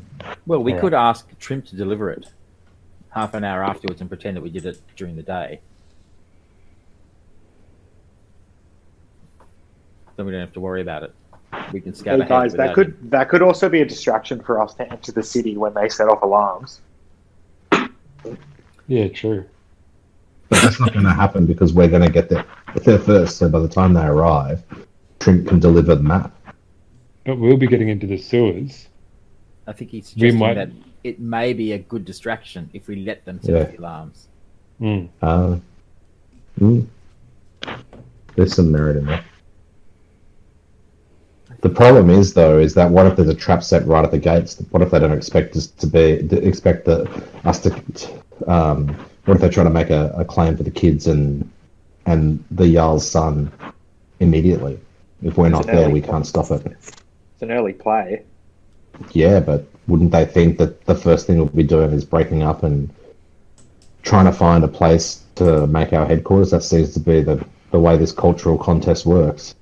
I'll send my familiar to do a scout ahead of the party, and I can always make him disappear and come back to me. So, Okay. I don't think we lose too much by storming ahead of this cart, and having some capacity once we get to the entrance, and after your familiar has scouted it out, to be able to give them the intelligence. All right. The other thing we can do is cast invisibility on him. Yeah, that's true. Yeah, Sam, do you want to roll me investigation if that's the case? yeah, sure. From my familiar, right? Correct. He gets a... Do you have invisibility, Salty? Yeah, I do. I got greater invisibility. I've got greater invisibility. So that's a 2. Oh, sorry, nat 1 followed by a nat 3. So I think you get to re-roll that nat 1, unfortunately. It must be the sun. It's Okay, I would go again with a 10. Not much better. But... Not much better, no. Alright. So, with a final outcome of 10, you send Hoot forward, and Hoot is eventually able to scout back to you that it doesn't look like Hoot can actually see any movement in the city aside from what is currently at the top. So there is plenty of bolstering and defensive measures being taken place at the top of the city. It doesn't look like they have moved into the city itself, though. Okay. I take it have we set off yet? Yes, you guys can set off now. All right. With that, I'm going to dismiss Hoot into a pocket dimension. And recall him when I need him. Yep. And you're going to summon him with a I choose you Hoot? I'll just give him a Hoot. But you're the train guy. You could I choose you. Good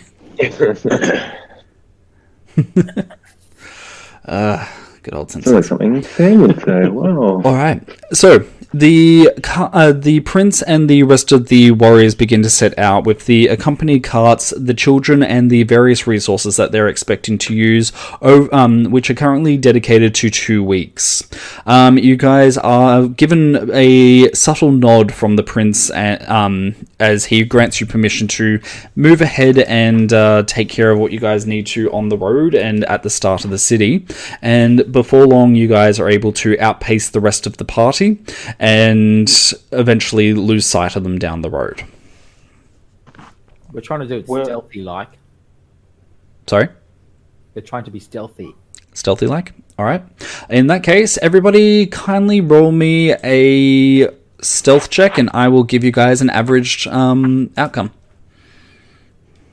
I've got advantage, by the way. Me too. I get to re-roll that one. I'm aware. Wow, Rob. So much clicking. Okay, Breeze. Mine's 30. Wow, yep. Okay, so Breeze gets an outcome of 30. Bring up the average. Sorry? Thank you. Yeah. Thank you. Thank you. Rithgar gets a 13. Tinkeret gets a 15. 19? No, 21. 21. William Ferrellian gets a 10. What shape are you in, Will Ferrell? I'm currently just a lad, just a human at the moment. Norloth gets an 18, and who am I missing? Me, 6. Oh, 6. All right. Okay, so that is a total of 98. Divide that by 6 for a average of 16.3. So we'll round that down to 16. All right. 30. So, things start out a little bit trickier than anticipated. Shockingly, Salturum is, as always seems to be the case, the one who lets down everybody on the stealth front. Sam, how does Breeze compensate for Salturum's lack of stealth? How does he? I guess I just pull him aside and give him a stern talking to. No, hold on a second. That does not work with me. If you have some suggestions about how I can be a little quieter, then please make them. But don't. Okay, get up I my point out the obvious big sticks that he keeps standing on, and I say avoid these. See, that's better. It's a sensible suggestion. I can work with that. Stop playing with thunderbolts. All right, and next one. It's like a total CLM. What's a CLM?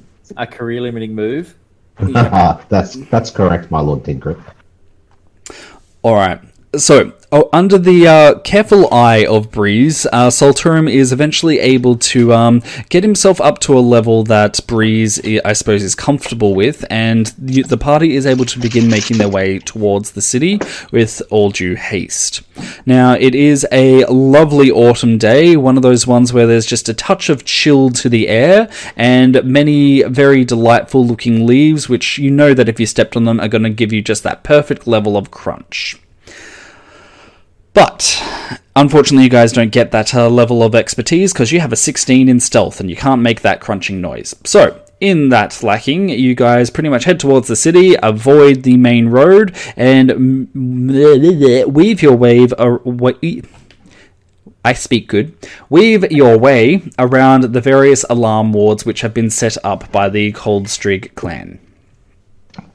Marking them, I'm assuming, on the map in order for Trimp to. It's only minor level. I believe that there was no wards. In fact, we have the best wards detection, and I can 100% confirm the man who did those wards, he is the best the one there is. I didn't realize We you have summoned the a bestest wards, the greatest wards. We have the greatest wards. In fact, we made the other side. They're going to pay for these wards. Yes. Okay, carry on. I think we should break down the wards. All right. If you would like to break down the wards, you are capable of doing so. In order to do so without tipping off the mages who have set the wards, you are going to require a pretty hefty Arcana check. So if you are willing, you may be able to do so. Alternatively, you may be able to disarm the wards using a thieves' toolkit if you have one. How many wards have we found? In total, there are going to be 4 wards along the pathway. Well, I can cast a spell magic 3 times. All right. These wards, Sam, they're just warning wards, aren't they? They're not going to do any damage. Correct. They're just alarms. Yeah, why do we care? Let's go around them. Yeah. Yeah. No, that's actually Surely- not a bad idea. If we go around them, and even if they come through and set them off, then they won't be expecting us to be so far ahead. So we've seen all 4 wards. Let's leave a note here before the first one. Stick it to an arrow, and then they can read it even as they come up. Then it looks like we haven't cheated. There's a fluorescent arrow just, pinging to the nearest one. Yeah. Ding. All right. So what would you guys like to do then? Just skipping past the wards and leaving a note? Yes. Yep. All right. Can I resummon my familiar and have him fly ahead of us with and just scout everything he can see. Yep, go ahead. In this case, as opposed to doing any active thing, I'm just going to say that from here until you guys are in the city itself, it's just going to provide you with advantage on any perception or investigation you have based on sight. Okay, awesome. Of course, doing the same thing. Yep, excellent. All right. So, guys, I reckon we should TMNT this and go in through the sewers. Yes, we should. Yeah. Yeah, I agree. We'll do the opposite of mouse in Lady Hawk. Is that a reference any of you understand? No, it should be. I can't remember it though. Matthew Broderick is Mouse. Yes. He talks to himself in the third person as he escapes through the sewers. Should someone wait for them at the gate? Sorry? Should someone wait for them at the gate? I can wait for them at the gate. I've got a fair capacity to defend against attack, so... Remember, guys, that the contest itself doesn't technically start until the next day. Oh, okay. Oh, okay, so we've got the day to set up camp and set up a defensive headquarters before they can do anything. Okay, good. That's fine. Before they can, by the terms of the agreement, do anything. Correct. Alrighty. So, you guys are able to get ahead of the rest of the crowd, and eventually it's about 40 minutes later before you guys are at the foot of the bridge leading directly across to Thogcha directly. Now, if you are intending to go through the sewers, regardless, you are going to have to cross this bridge unless you would like to abandon your mounts and go via an aquatic method, so basically swimming across. So, unfortunately, there's no real method to actually hiding on this particular bridge. I think that's wise. Sorry? I think it's wise to go under the bridge rather than... I'm sure they've got scouts on top of the wall and... That's because you look like a troll. Surely we can sneak... You and I, surely we can sneak past. Yeah, I mean, you and I can, for sure. How does one sneak a horse on a bridge? I'll abandon my mount. Well, if every video game I've ever played ever counts, you get off the horse, you get to the other side, you whistle, and then the horse will be right there. That's right. Sometimes it might have a bad mechanic and start running like against the wall over and over, but... Did we see any alarms on the bridge at all? You do not. So it looks whatever mages are among the other side, they were not anticipating you guys being able to catch all 5 that they left on the road. Can I fly Hoot close to the wall and see if anyone's watching the bridge to see if anyone crosses? Yep. Hoot is able to see that the only watchers are currently in the uppermost ring around the Royal Keep. There are no watchers on the walls or in any of the other quarters. Okay, awesome. I'm just going to fly underneath the bridge across. Yeah, I just don't think we're going to need horses in a city. No, we'll ditch the horses and then cross. I'll relay to the rest of the group that there's no one watching the lower wall, and that we're free to cross the bridge. Yeah. Yep. I will fly across. Okay. Alright, so in that case, Solturum, since you can fly across, I will allow you to skip the, to skip an athletics check to cross the river. Roll me an active stealth in this case, though. Come on, baby.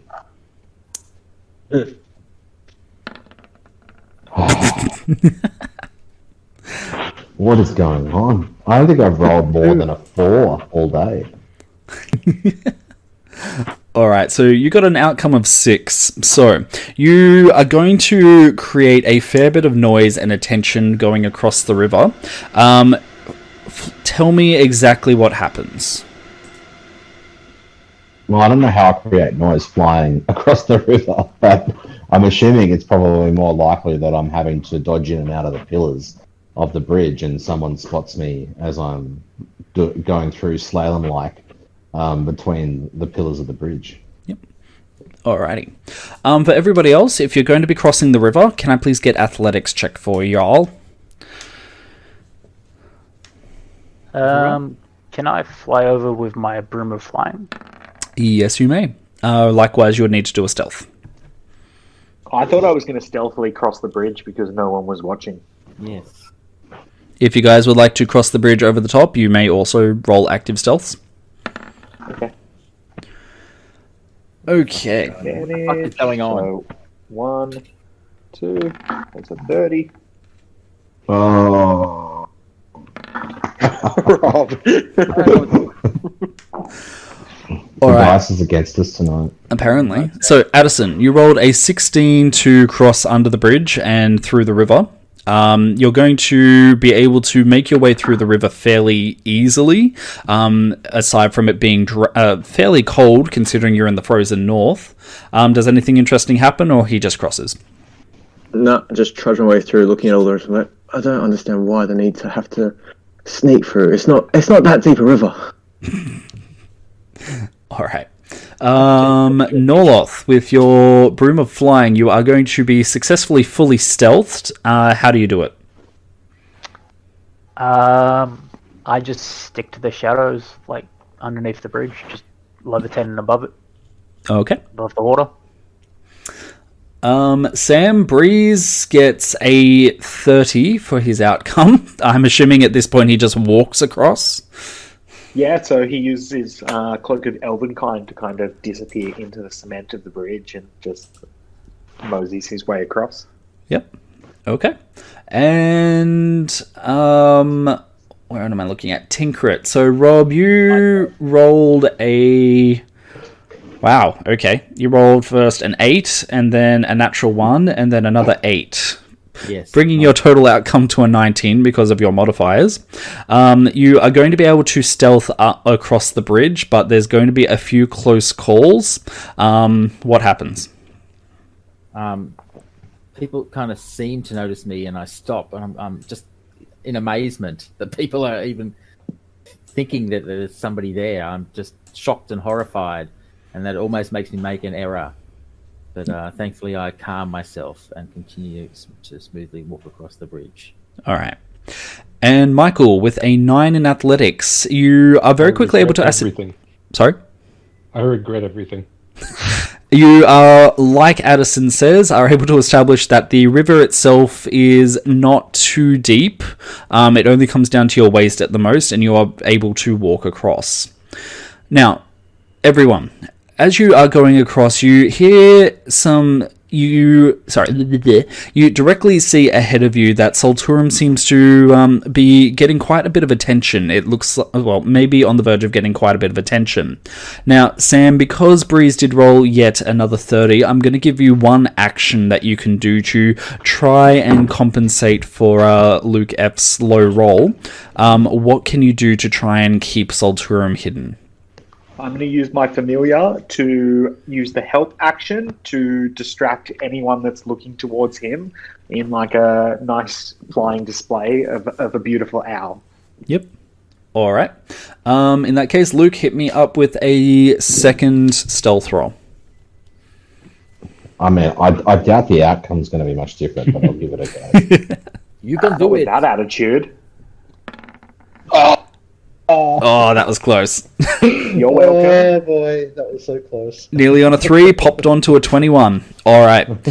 So the display is enough, and you are able to quickly adjust your flight and go a little bit more into what Norloth is doing, and are able to fly instead in the shadows of the bridge. It takes maybe all of 5 very heart-pounding minutes, but all of you are eventually on the other side of the bridge, gathered under it near one of the sewer outlets.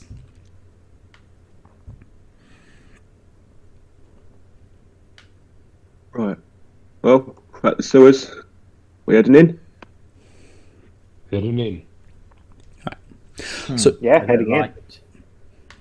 So a quick investigation. Climb over the top. Sorry? Is there a way to climb over the top? Over the top of the walls? Yes. The walls, it has been about 1,000 years since this city was in main use, so the walls themselves are fairly rocky. It wouldn't be unreasonable for you guys to just outright climb over the walls into the city. I'm tempted to do that. Could I do that in a stealthy fashion? If you would like, I'm happy to use your previous 19. I'm going to pull Tinkrit aside and say my athletics is not the best. I'm not sure if I can generally climb. use your acrobatics for climbing. I've sprung on people. Well, in that case, yeah, maybe I can Or the climb. half orc. You guys are leaning dangerously into the metagaming side of things. I'm going to follow Tinkrit and stealthily climb the wall with my 30, hopefully. Alright, so I'll maintain the stealth. Roll me either athletics or acrobatics. An 18 acrobatics from Tinkrit, 17 acrobatics from Breeze. The two of you are going to be pretty much make this look easy as you scale the walls. What happens? We carefully climb up as smoothly and as quietly as we possibly can, reach the top, and then look for the nearest sewer grate. Yep. Okay. What would everybody else like to do? I hit the sewers. Sorry? I head into the sewers. Alrighty. I follow. Okay, that's 2. Yes, the party's doing that, so... Okay, so we've split the party. Okay, so while the other two are climbing... Sorry, I had kids stuff to deal with then. I missed what we were doing with the sewer. It's all good. I'm just assuming that you're heading into the sewers. Okay, good, sorry. Okay, so as you guys head into the sewer pipe, you can see that it has been many, many, many years since this one has seen any particular regular use. The only sign that it was actually a sewer pipe at this point is that there is a very persistent brown stain on the underside of the pipe itself, but you guys are able to walk through, albeit with a little bit of stooping down.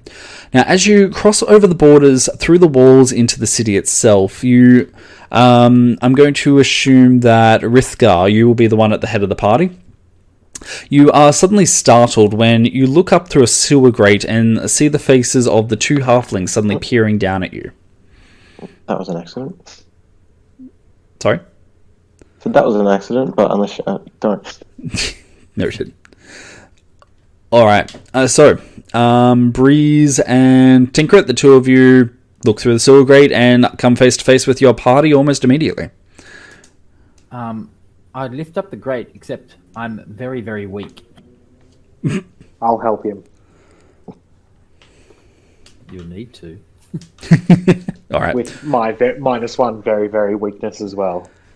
So roll me strength check at advantage then, Rob.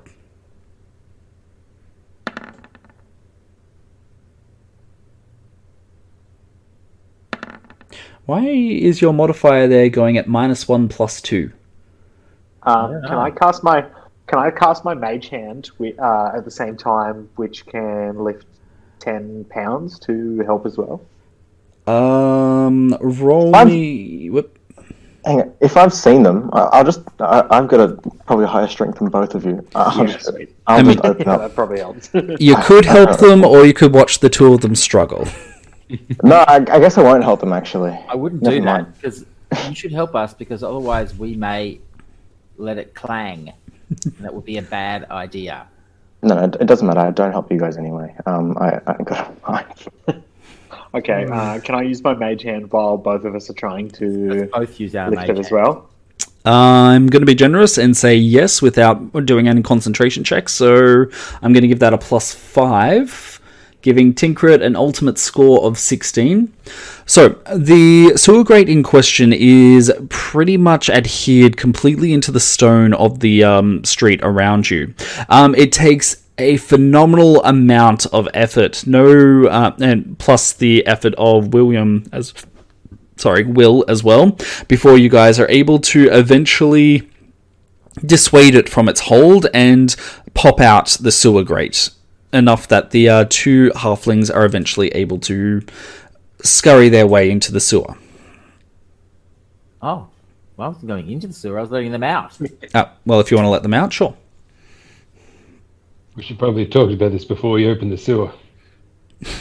Yes. We should have, Yeah. but we didn't. So get out. All right. So as you guys emerge from the newly opened sewer grate, you can see that you have entered into the dock ward of the city itself. So as you might recall, there is a single warehouse up here, which apparently they've cited as a potential location for a headquarters. There is, however, another location that they ascertained up in the guild area, potentially an ancient guild hall, and even more, the final one that they mentioned was potentially the catacombs in the city itself. So the catacombs are within the stone of the city. If it's the tier cake, basically you're diving into the cakey flesh for the catacombs. Trippy, old boy. Can I cast Prestidigitation and clean us off Yes, you may. after this torture? So at this point, you're only really covered in maybe water, a fine settling of dust, and maybe a bit of the brown dust. Still gonna clean it off. All right. So, what would you guys like to do?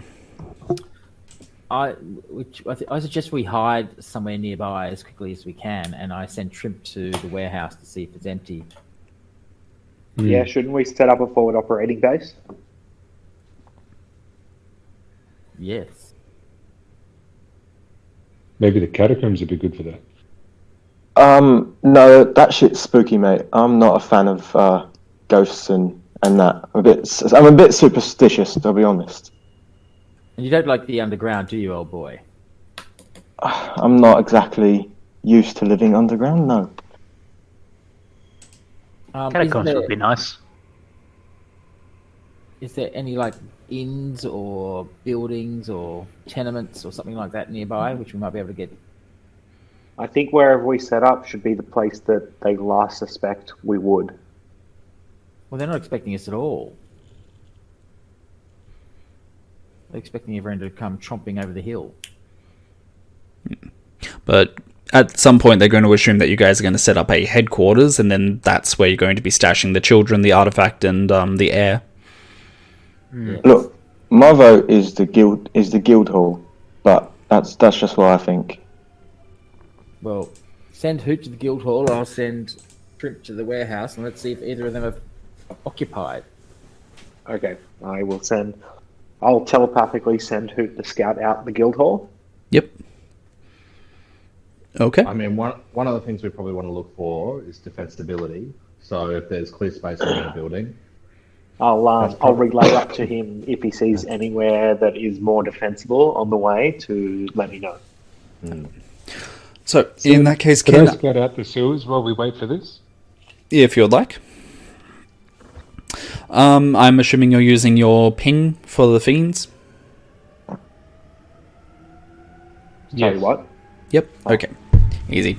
All right. You ping. There is only Trimp in the immediate area. Actually, let me just double check on that. Yes, there is only Trimp in the immediate area. As familiars. Sorry? He's looking for It's fine. things. No, Michael is using sorry. a detect thing. No worries. All right. Cool. So, Rob and Sam, can I get you guys to roll yet again another investigation on behalf of your familiars? So it's Sure, Trimp 20. going to the guild hall and 20, Hoot nice. towards the warehouse, correct? Yeah. Yep. Okay, Hoot, you got a natural 20. All right, would you like to stash that or use that? Dashed. Stashed. All right, that brings you up to 2. Is that Okay. Has Hoot got a natural 20 every roll? Yeah. Trimp. Except for one. Hoot is now MVP of the session. He's at 66%. Oh, that's the wrong thing anyway. All right. Is it wisdom? I thought, well, yeah, big deal. Okay, so when Hoot goes to investigate the warehouse, it he does a bit of a flyby, and through his eyes you're able to ascertain that the outside facade of the warehouse is quite damaged, and frankly, under normal circumstances you would just walk on by with no interest, which I suppose alone is a bit more of a defensive point already. When Hoot goes through one of the holes in the walls, however, you're able to see that the inner structure of the warehouse, on the other hand, seems to be very sturdy and a lot more resilient against the outside weather than you would be expecting for a building of about 1,000 years of age. The only downside that you can really see to this is that it is pretty much as far away from the keep as it is possible to be without actually leaving the city. But on the other hand, there is quite a lot of potential for you guys to be setting up traps and ambushes in the dock area if you make your headquarters here. I will relay that information to the group. Okay. And Trimp and additionally, as Hoot flies about, you are able to see that there seems to be a small channel which would presumably prepare the warehouse to receive stock from a boat. It looks like the outer doors of the warehouse have been wedged open and water has been allowed to come in, and more importantly, it looks like there are 5 strange frog-like creatures which seem to have set up a small little lair there, where they seem to be cooing over what looks like several deceased bodies, which seem to be pulsing with a strange rhythm. Okay, I'm going to relay to the group that in order to make this an operating base, we need to clear out some giant frog-like creatures. Yep. All right. Sounds nice. Now, but it has a supply route and seems very defensible. Okay. Now, Rob, Trimp, on the other hand, is able to head into the guild sector, and it takes him a few moments before he is able to locate the guild hall in question. Now, this looks like a fairly sizable location. Even as he is able to look around, you can see that the dormitories alone would more than allow every person to have their own individual bedroom. There are training halls, storage areas, and in addition to that, it looks like it does seem to be moderately defensive. However, due to its central location in the city, it is fairly open to siege, as it is pretty much accessible from a ground-based perspective on all sides, and in addition to that, there is also a direct view between the hall itself and the royal keep at the top of the city. So are we think that they've holed up at the royal keep? The Royal Keep, that's where they are held up as the defensive people. Yeah. Well, I but that's not the only way they win, though. They could quite easily determine to be offensive to capture our people and our artifacts. Is that correct? I think of the two, and I share what Trimp's told me. I share with the team. It sounds like the docks is the safest place for us to be. I agree. It should also be pointed out that the guild hall is also reasonably close. It's only maybe 2 levels below what the royal keep is, while the docks are about 5 levels below. And I think we can resupply with the channel that comes into there that can come via boat and everything as well. Yes. Is that permissible? Permissible. Perhaps we should yet let the young lord decide the operating base based on our advice. How are they getting into the city now? Are they going to go through those front gates? No, we told them, because we better show them to the warehouse, or should we kill the froggies first? Tinker, don't you think it's wise that we let them set up a base that's separate to ours, yet just as hidden? Maybe one of us could take the one of the quarters and the other.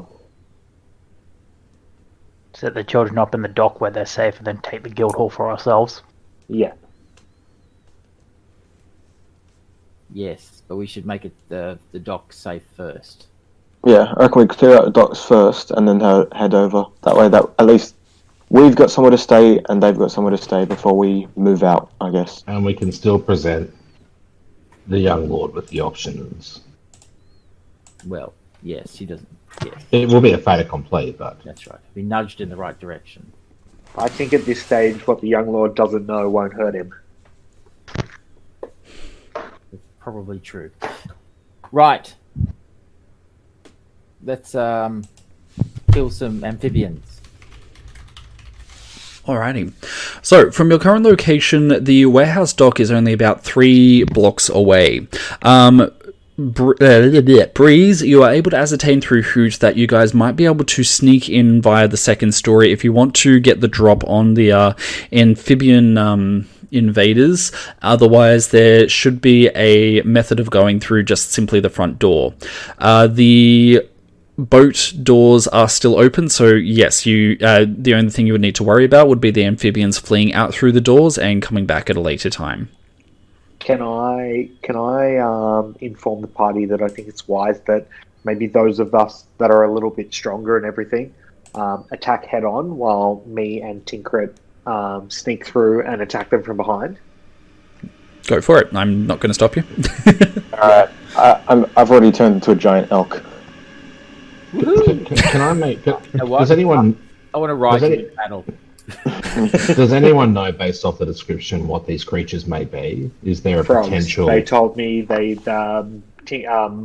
told me that they're amphibian giant frog-like creatures. And didn't he tell you something to the effect that they were surrounding some bodies?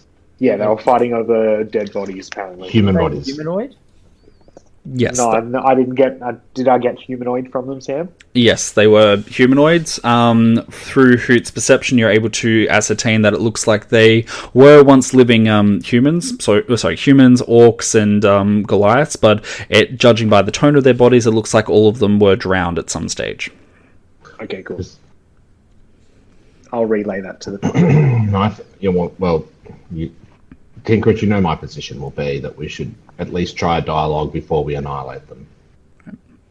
We could try that. Sam, do you also want to do a nature or perception? Actually, I'm going to go with nature or arcana to identify what the creatures might be. You told me frog-like, right? Correct. Can I do a... hold up, what's my best? Maybe it's history, or... Just give me a second. One, nature... Yeah, I got +1, so it doesn't matter. Nature? Alright. Can I assist in this, or...? Give you a description. So Can Breeze... I explain the description to someone with more of a proficiency? Yeah, that's Yeah, all right. I'm a lot more proficient in it. Alright, so Breeze, you yourself don't know what these creatures are, but upon explaining them, we'll find out if Norloth does. Norloth, roll me a roll.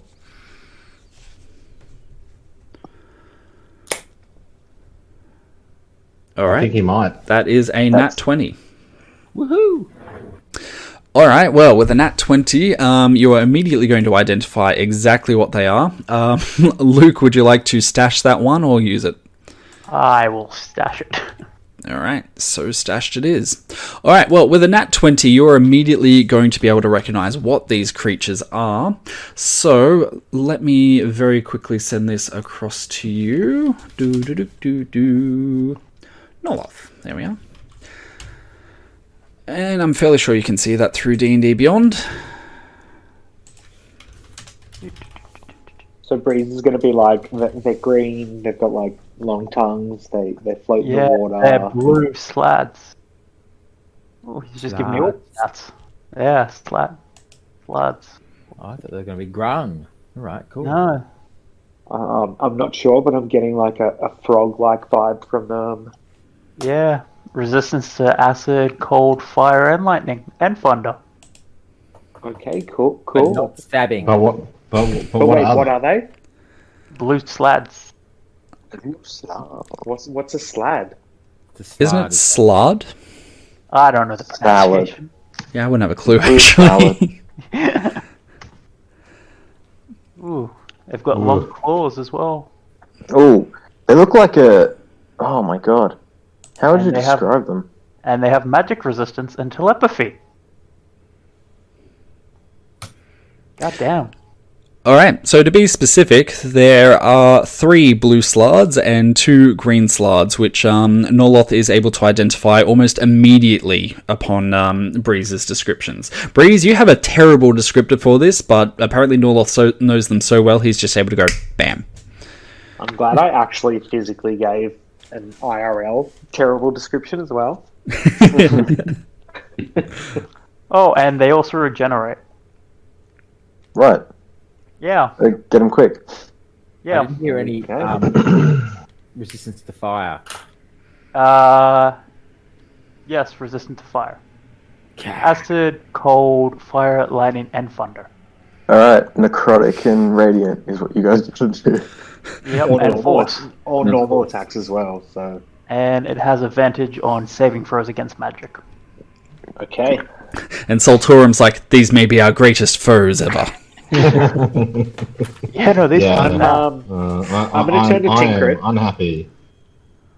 I'm going to turn to Tinkrit and say maybe it's wise that we actually climb the balcony and come up behind them while everyone attacks them head on.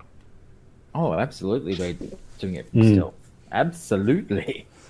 Like I said, I'm already a giant elk, so. Okay. They've also who's our best attacker? Their claws seem to be like infectious. I'm just gonna post this in there because.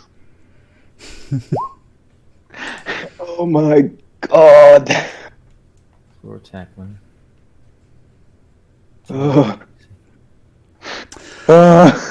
Alright, so the information that Breeze is gonna be Norloth passes on Oh my god. is that the Slards are fairly horrific creatures, considered aberrations against nature. Their exact origins aren't exactly able to be identified, but many do seem to theorize that they actually come from more of a magical origin rather than a natural. Now, in particular, there are currently 2 different kinds in the warehouse itself. There is a blue Slard, which is capable of infecting humanoids with a horrific disease, simply called Chaos Phage, which will eventually turn its victim into a fully grown red Slard if they are not careful. On the other hand, the green Slard are apparently the magic users of their particular species, and it's not again entirely known why or how they develop the capacity to use magic, but they are formidable opponents in of themselves. Now, most notably, Slards have a very interesting reproductive method, in that they reproduce by either implanting humanoid hosts with their eggs or by infecting them with the Chaos Phage. So, those who are successfully attacked and are not careful may be instead impregnated by these eggs. Yeah, so that's the blue ones. There's 3 of them. The green ones are a bit more squishy. Have the same resistances and are spellcasters. So, Jerem, you won't turn into So- a red slide if you get killed by one, so you don't need to worry. So probably keep your distance. I have some ideas. And just to call it back to Addison suddenly turning into an elk, I'm just imagining you guys looking seriously at one another, and then there's suddenly just an elk also looking serious. Who's got the best offensive capability here physically? Nice. Yeah. All right, there you go. Quick, yeet the halfling at them. Who would have thought we'd be doing that? Or My like Swiss spellcast at a calculation. distance, and we can sneak up behind it. So if everything crits. Oh, should I just drop off? No. That was have a look. Lukey. I can do a maximum of 406 hit points of damage. I don't know if we can force crits, but I have the. I'm conveying this telepathically. I have the ability to knock them prone if they fail a save, strength save. That's good. Well, I was thinking about maybe casting sleep from a very high level. Because if I cast sleep from 6th level, I get 10, 15 D8 hit points in terms of what I can put to sleep. I'd wait 3 damage, a bit more damage first. So maybe if we're halfway through the fight and they're still looking back, I can go invisible. Sleep doesn't deal with them altogether though. There's still like a chance they'll wake up. We might as well just kill them. Well, when they're asleep though, don't we get some sort of super attack advantage? What's the Don't we maximum get advantage? hit points that you can do in sleep? Uh, How many D8 did you say? 15. I can do 15 D8 hit points. So let's just say you do 130. Yeah. That's only... you're right. It's something to cast towards the end. Yeah, if it was when they're damaged, you might be able to knock some of them down. Yeah. But you're better off to smash them. Oh, you can't even cast. I can drop a fireball on them. They're resistant. Fire. Well, that just means they get half damage, doesn't it? So the answer there is blasphemy. You just need a hotter fire. So that means I can hit them for 12d6 worth of fire damage, which is 6d6, I suppose. I think at our level we're overthinking slugs.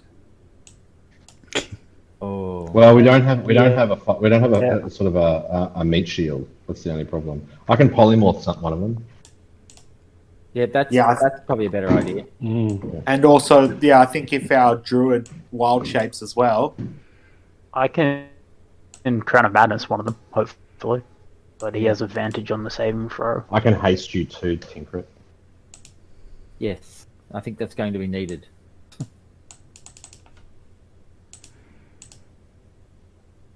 All right, well, let's try and sneak up, and I'll haste you. Okay. I'll then cast invisibility. Well, actually, no, I'll cast... Can I do that? No. Come on, guys! I only have 4 hours of wild shape. We gotta get going. Breeze is gonna climb through the 2nd story window and try and come up behind these guys. Yep. All right. Give me a quick sec, and I will bring us over to the map. Cool. Oh yeah. I've just been going through all my stuff on Beyond. Alright, and where is the copy paste for all y'all's figurines? There it is. Okay, so since you guys are going to be taking them by surprise, I'm going to pretty much let you determine exactly where you're going to be placing yourselves on the map. Let me look. Oh wait, yep, you guys should be loaded in now. Yep. Let me bring up slides and see whether there is any access for that. Sorry, any pictures for that? Oh, aren't you I fun? have to search giant frog. Oh, yeah, pretty much. Ooh, Death. Oh no! Remember that giant elk monstrosity that we found for Morkan's elk last season? Just use those. No, we don't talk about that. We do not open that door to madness. I put a picture of a blue slide in there in the chat if you want to use it. Oh, is that? In Discord, yeah. Yeah, it's a good picture. That's from... Yeah, it's a great one. I think that's from the Monster Emmanuel. Let's see if I can... Actually, I've never thought about doing this. I wonder if that'll work. It just occurred to me I can probably just copy-paste the picture from D&D Beyond. Yes, you probably could. You can just do that one. Yeah, that one. Nice. Don't mind me, guys. I'm very pretty tonight. It's a green one. Oh my god, he's huge. Is Kaiju. Huge in Trump fashion. He's huge. Tremendously huge. Well, while that's loading, I did see another Tumblr post the other day. Apparently, if you read the original translations of the Old Testament in the Bible, you guys know the 10 plagues of Egypt? Oh, yep. Yeah. Apparently, the original translation wasn't a plague of frogs, it was singular, a plague of frog. So the Tumblr post is like, there is a single kaiju-sized frog terrorizing all of Egypt. Tiddalik. They got the Sphinx. They got the Sphinx statue wrong. It was just like a big frog, but they described it as good as I did to Norloth. See, my mental image after I read that was instead like, you know, the Untitled Goose Game. It was just this one normal-sized frog harassing everyone in Egypt. Yeah, just being an asshole. Alrighty, so let me position these guys around. For the purposes of the second story, just assume that there is an identical map directly above this, as you guys can see by the stairs, so you should be able to find a convenient hole in the floor from there. Yeah, so I think me and Tinkrit, are you coming with me? Yes. I am also sneaking. Also, there's 5 of these things, is there? Correct. Yeah, I think me and Tinkrit are aiming to try and get the drop behind me. And 2 of them are spellcasters. Mm-hmm. Okay. Alright, since you guys are going to be getting the ambush on them, and you guys have a high enough sneak attack, I'm going to grant you guys one action each. Oh, sorry, 1 round, I suppose, before they're going to be able to mount a counter-offensive. So I'm hasted? Yeah. I worry that I don't exist. I can... You don't? Huh. No, it's not here. Before you guys go in, I want to cast Hex, and it's silent, so I can do it without them even knowing. You are correct, Michael. I apologize. Before we go in, also, I'd like to cast Shadow Blade. Yeah, and I'm casting Invisibility. I'm casting Shadow Blade as well. Oh, you cast Shadow. I will also cast Hex. Alright, in that case, gentlemen, if you would like to roll into initiative for me, that way we can keep some semblance of order. One other thing, Luke, are you fireballing before we start? I can. Do I get a natural 1 for that? No, that's the only time it doesn't count. Yeah. Do you want me to cast a... Well, do you want me to cast a 6th level fireball into the room? Wait for us to get the drop behind them so it can at least draw their attention. I don't think being in my line of sight when I cast a fireball is a wise idea. No, with the haste, I can bounce in and out. Yeah, okay, well, as long as you can get out of the way when this thing comes. I don't know about Breeze. Breeze could go jump underwater, though. I mean, I can... If you attack the ones... If I come up behind the ones on the left over here... You can, and you attack these ones, I'm good, right? I want to hit the spellcasters. Yeah, I'm going to hit the spellcasters. They're the ones who are going to fuck us up. If you click here, Salty, you can get all 4 except for this guy. Well, what if Sam and I take out this one? And what if I hit this? What if I hit this one here? I focus on that one there. When I take these 2 out. Have the rest of you guys rolled into initiative? I'm sorry, I haven't yet. Addison... Right. If you center on that one, you get all of them. You get all of them. It'll be fine because I'm more distance than I'm gonna be like coming to the back of the room, so it's like 45 feet, and I'll be like, I'm gonna try and drop at the back of the room if it's possible. Are you doing melee or are you doing range? I'm gonna use my melee and then dash back as my bonus action. Okay. Cool. I don't have that dash back ability, so I'll be stuck in melee, I think. Rob, you've rolled for Tinkrit. Yep, there it is, 16. Derp. Can I roll my familiar as well, please? Generally, I count them to go on your turn. Okay, cool. Bolt. And Breeze is a nat 20. 5, and I should say. Trimp and Bolt. Oh, was that Bolt there? I see Bolt. Sorry. Yeah, you see bolts. Who am I missing? 1, 2, 3, 4, 5. Solturum is there. So I got a 5 A 5 for what? initiative. Oh yeah, I already definitely got you. So you changed characters, Luke, but nothing changed. Shut up. Okay, so I've hasted you. Oh, it's Norloth I'm missing, yeah. I've hasted you, Rob. Cool. Alright. Okay, that should be about it. And let me bring up our traditional imp picture as well. Nope, that is a Pokemon. That is not what we need. Not today. Do I get to cast the Fireball as our opening offensive before we go into initiative? Could if you wanted. I think if we all just delay behind you, Alright. you fireball, and then Yeah. we'll go in. Yeah, I think that's right. Alright, gentlemen, I am now prepared. Sam, what would you like Breeze to do? So I climbed up on the second floor, right? Yep. Where can I drop back down? That is your call. I'm leaving that one up to you. Pretty much there should be enough holes in the second floor that you can pretty much do it anyway. Can I drop into the back corner? If you'd like. Okay, so I'm going to drop to the back corner. I'm going to ready an action if they haven't seen me, because I've dropped behind them. My ready action will be to, as soon as one of these guys casts a firebolt, I'm going to move, attack with my Shadow Blade, with the cantrip Booming Blade, and then dash back to safety. Alright, so you're preparing an action? And also I'd like to make my familiar, before I do this, do the action of help so that I have advantage. Yep.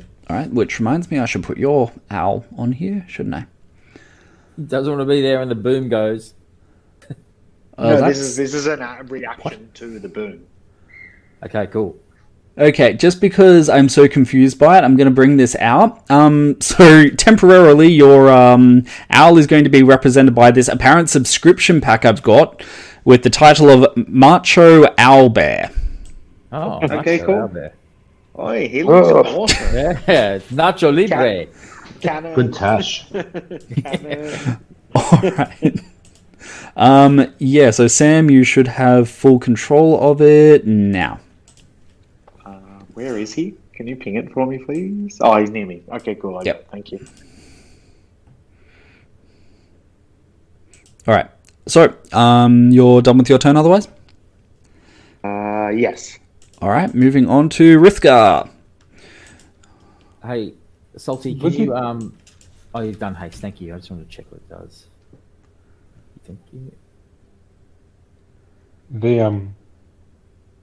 So I'm on the level above. My plan is to, when the fireball goes off, drop down next to this and sneak attack him. Yep. Alright, where are you? You were over there. Alright, so I'll move you over to him. Anything else? No. No. Alright, Tinkrit.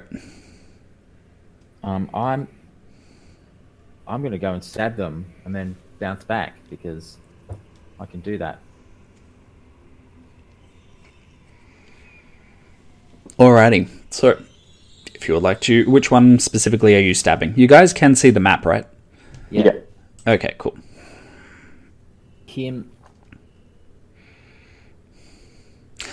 I made the mistake of looking up an elk, and that creepy ass thing is back. Let's traumatize Sam as well. Oh, So yeah. he's been hexed, and with my bonus action, I'm going to cast what's his name on him. Isn't this a friendly looking guy, Sam? Why is it looking up? What is that? That was my elk last season. That's his name. Is that your like druid wild shape? No, last season my character had a elk familiar because it was a celestial elk, and Sam searched for elk and that came up and I was like, yep, that's my elk. So that's on this dude. On that dude? I mean, All I right. have an owlbear Explains apparently, curse. so All right, so Tinkrit is going to be dashing forward and initiating a Hexblade's Curse. So starting at level 1, you gain the ability to place a baleful curse on someone.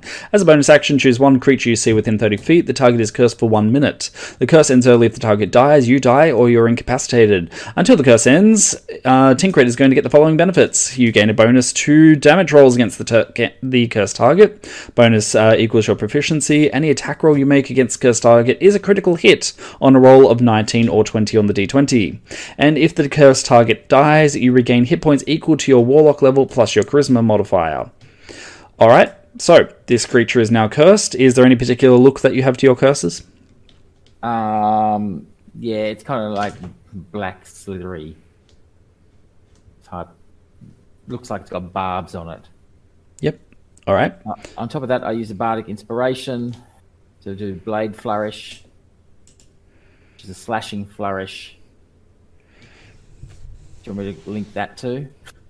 Sorry? Do you want me to link that? Sure. There you go. It's a long one. Oh, yeah, that is long. Jesus. So, basically I hit the other thing too. Okay. Well, you're currently hasted up, so you're pretty much blurring into the room in order to begin stabbing at this particular slard. And he's got Hex, so here we go. With an attack with advantage because of Shrimp, my good boy. Yep.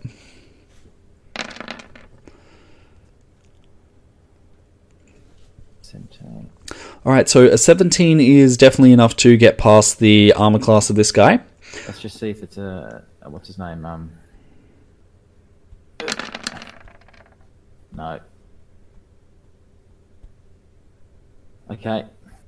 Now I've got to do all the other adding up. Yep. Alright, it looks like there is a 15 for piercing, 7 psychic, 4 sneak attack, plus 4 hexblade. So that is 30 damage in total for the first one. But then there's Green Flame Blade. Yep. Which is 2d8. Oh, for fuck's sake. And 1 for the Slashing Flourish as well.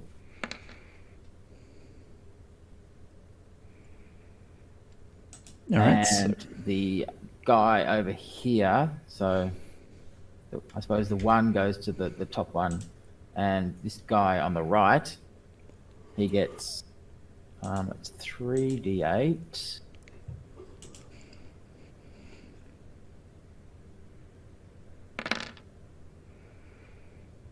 And he also gets the 1d8.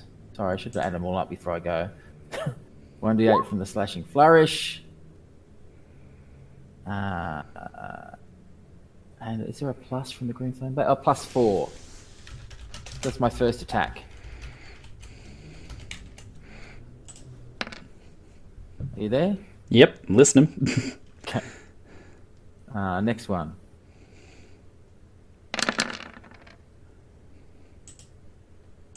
With advantage still. Alright, second hit does hit with the advantage. Yeah. I forgot how many dice that Tinkrit needed. And he gets... I'm just going to go straight to 3d8, which is the Green Flame Blade and the Slash. Yep. Oh, for fuck's sake. Wow. 7 and 2 ones. And so that's still on the top guy on the left. He gets from Slashing and Green Flame Blade, he gets 4d8 plus 4. So 27.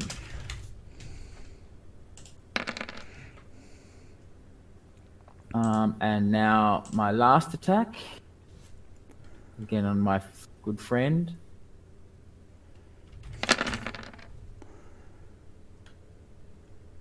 Wait, is this one going to the one up here or to your right? One, still the top one. Top one? Alright. Alright. That is counting 12, 22, 28, 32. Okay, for that first one. And he gets 3d8 as well. I should start timing Rob on his turns, seeing how long it takes for him to complete a turn. That's a bit better. Can we have the countdown clock while we're... See, if we play the final countdown, he might be done by the time it is. And then the 48 plus 4 on the guy below him. 15, 19 to this guy here. And then I spring back into cover. And I'm done. Okay. Flavor-wise, how does that look? They see a blur. And they see this green blade poke holes in them all over their bodies. They feel something whisper in the back of their neck and scratch them, and they don't quite know what it is. And it distracts them as they are stabbed again and again and again. And rapier slashes and stabs. And then, before they could react, that same thing has disappeared. All right, perfect. And I still have my bonus action, so I will hide. Shocker. All right. Digret got a 25 to hide after doing, let's have a look, a 101 points of damage to this one, and around the 80s for the top one, surprisingly. Really? Yeah. Oh, must be the extra green flame blade. And the shitty rolls. All right, Solturum. I take it that Tinkrit's attack hasn't killed the two green slades. They have not. All right. Well, then I am going to cast the fireball.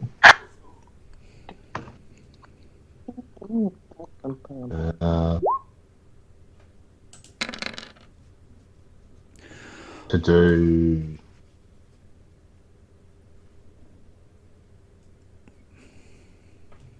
is that 53? Right, onto this one here. Onto that one. All right, fireball. What's the radius for fireball? Is it 20 or 30 feet? 30. 30. All right. Let me very quickly throw on the 30-foot radius. Okay, that is pretty much going to hit everyone else. Okay, so for 53 fire damage. All right, so you are pretty much going to be unleashing this immense fireball, so especially for a 53. Let me double check and see if the one you aim for is able to beat his dex check, though. And he rolls an 11. He fails and will be taking half of it, so 26. Yep. Okay. And the next one is also going to be doing a dex save, and also rolls an 11. And this one here, Luke, you're just going to outright kill, so flavor it up for me. How do you want this one to die? As the fireball strikes the one next to him, it pools out in a molten ball of pure flame, turning instantaneously the green slade into a pillar of ash, which as the fireball clears and the heat, the change in the air caused by the heat sucks the ash up into the air and like a small mushroom cloud. Excellent. All right, I'm going to now do the dexterity save for this one, which is a 15. It passes, so it's going to take, wow, mental blank, 13 points of damage. Okay, this one, dex save. Sam, because Hoot is also in the line of fire, it looks like you will need to be doing a dex save on behalf of Hoot. He had a readied action, so after the fireball exploded as well, he would do the same attack as I would do. He would do the help function with me, rather than actually dive in prior to that. Okay, perfect. All right, so the epicenter of this fireball just spreads out, and pretty much the description that Luke gave before occurs to this one. The barest edges of the flames, however, hit the perimeter, and it looks like the remaining 3 blue stars are able to pretty much just completely shrug off the fire with little more than a little bit of charred skin. Okay, and Sam, flavor it up for me and do your rolls now for your targets. How's this one looking? Not very good. Not very good. He's the last spellcasting one, right? Correct. So after seeing the fireball explode on him, I am going to close the distance on him with my rapier and attack him. And as I hit him, my blade's going to glow with blooming blade. And does a 15 hit? On the green, a 15 is not enough to hit. But I will stop you there for a sec. In regards to getting across to him, you would need to. I've got advantage because it's with the help action of my familiar.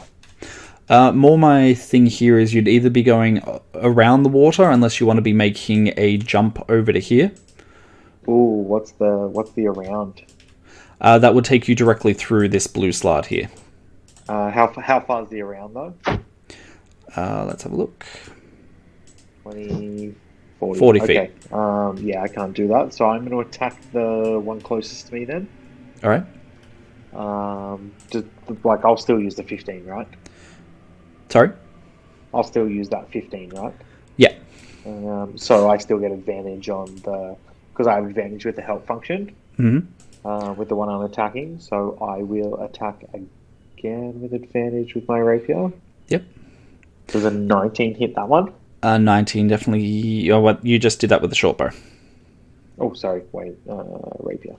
Oh, the sneak attack was yummy. Jesus. All right.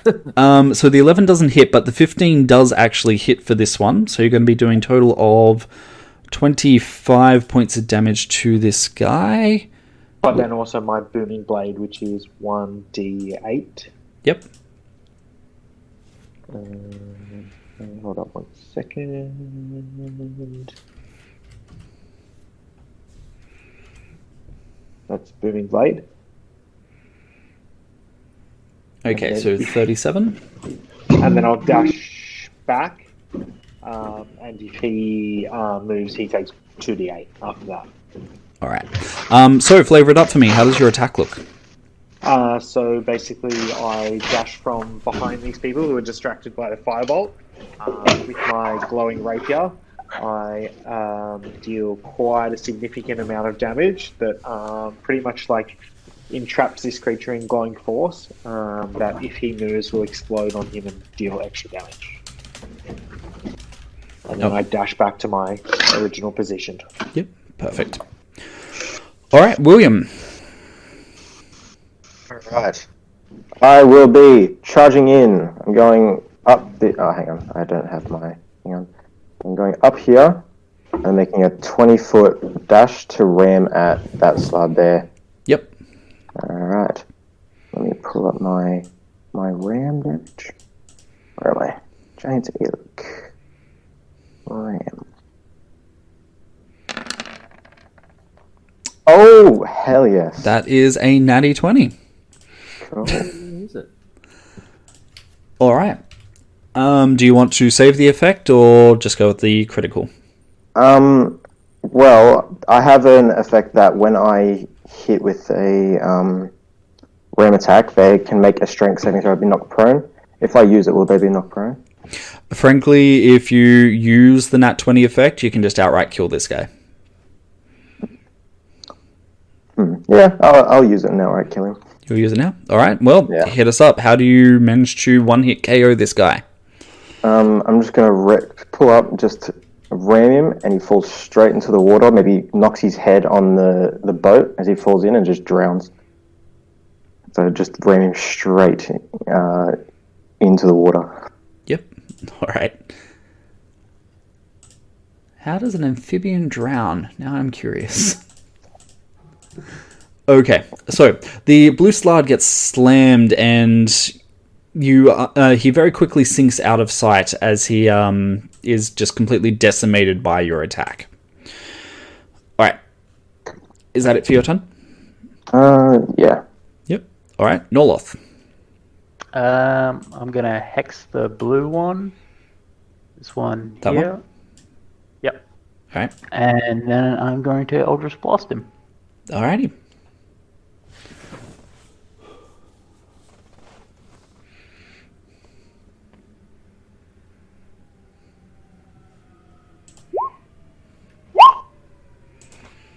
It's always weird seeing you that thing pop up in that particular style. Yeah. Okay, Eldritch Blast is... And I get 2 attacks for that. Yep. So that's 1 point of force damage. And a hex on top of that, so d6. Yep. Oh, shit. That's 4. And then another d6. Man, I'm rolling shit. Wow. Alright. So you've dropped it from... I'm just going to metagame here. You've dropped it from 110 HP down to 103. Whoa. By the way, the green slard, because he was hexed, also got another 12 points of damage. This one here. 12 points? Every time I hit him, he got the extra hex damage that I did that round. Okay. Got it. There's a lot to remember. Yep. Anything else, Luke?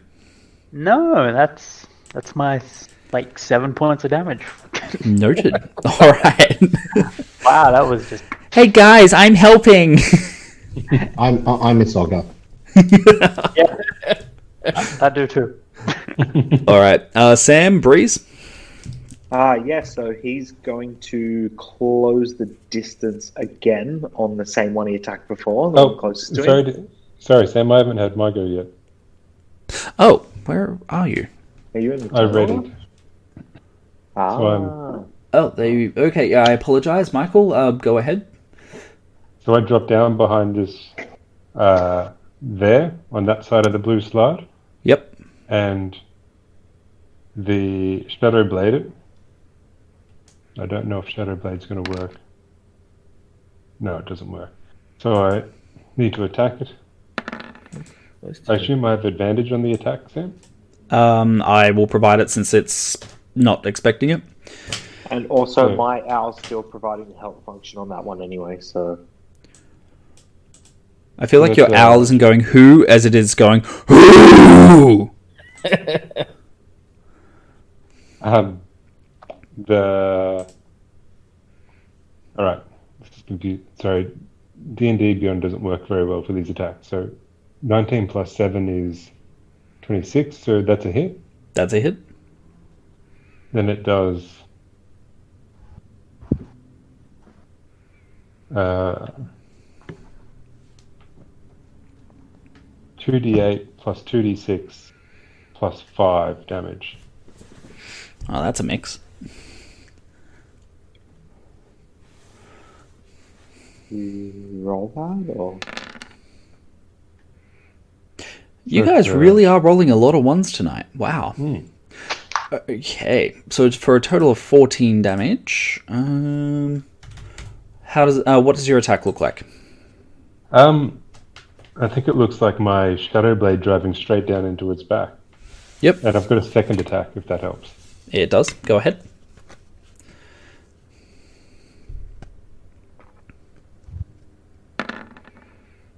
That is a hit.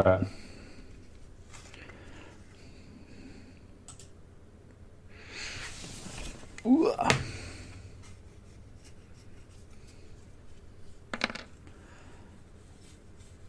It does 9. And I also do d6 damage from Whales of the Dead on this one.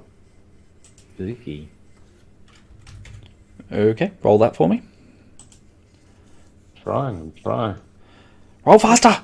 What's Whales of the Dead? Pop it in. If you get a chance. Yeah.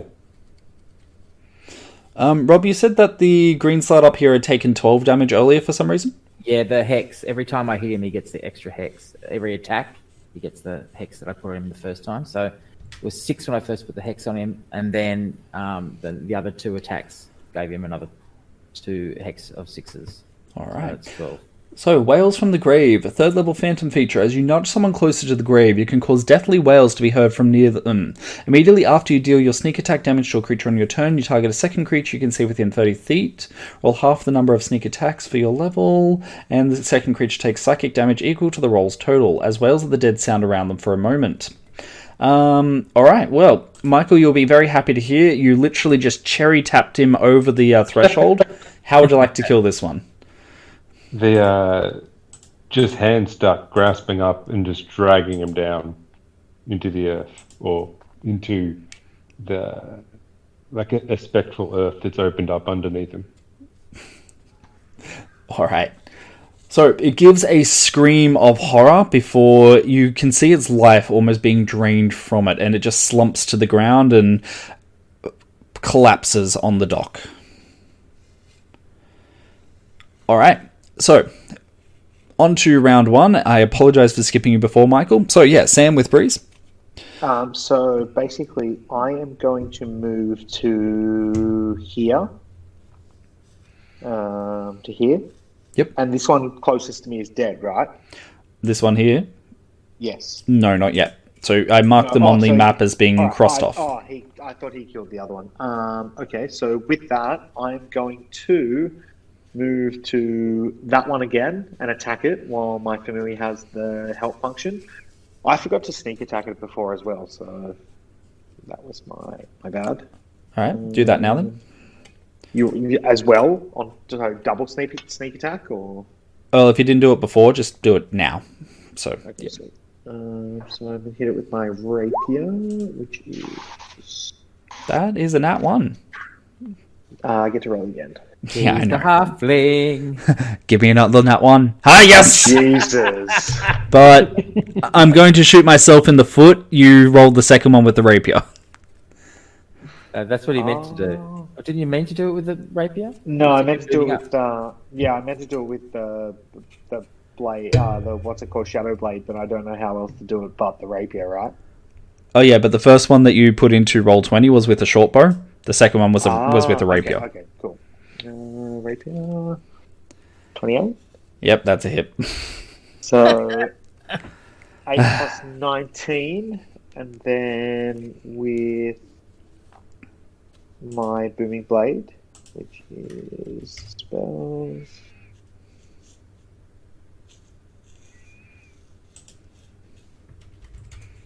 All right. Any fancy flourish you would like to add to the description?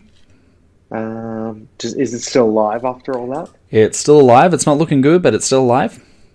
Okay, so I'd just like to do the same thing with like my glowing blade, attack it with the help function of my owl, and then after that I'd like to dash back and maybe, is it possible to disappear into the roof again? For that one, you would need to climb. What is your passive athletics? My passive athletics is... one second. I'll also take a passive acrobatics as a potential.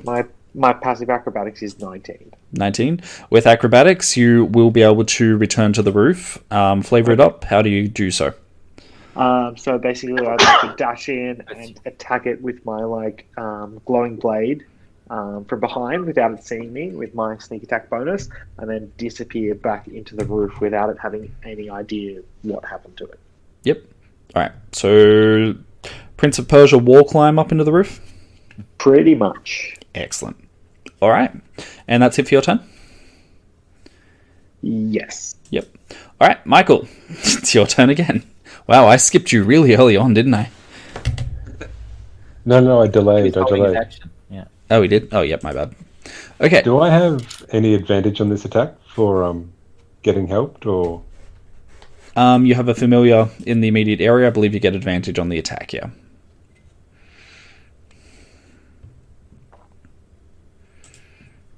So... Oh, shoot. I'm going to use one of my... Oh, can I use Portent? I rolled my Portent before for being a diviner. So I have an 18 stored. If you'd like. So does 25 hit? 25 does hit.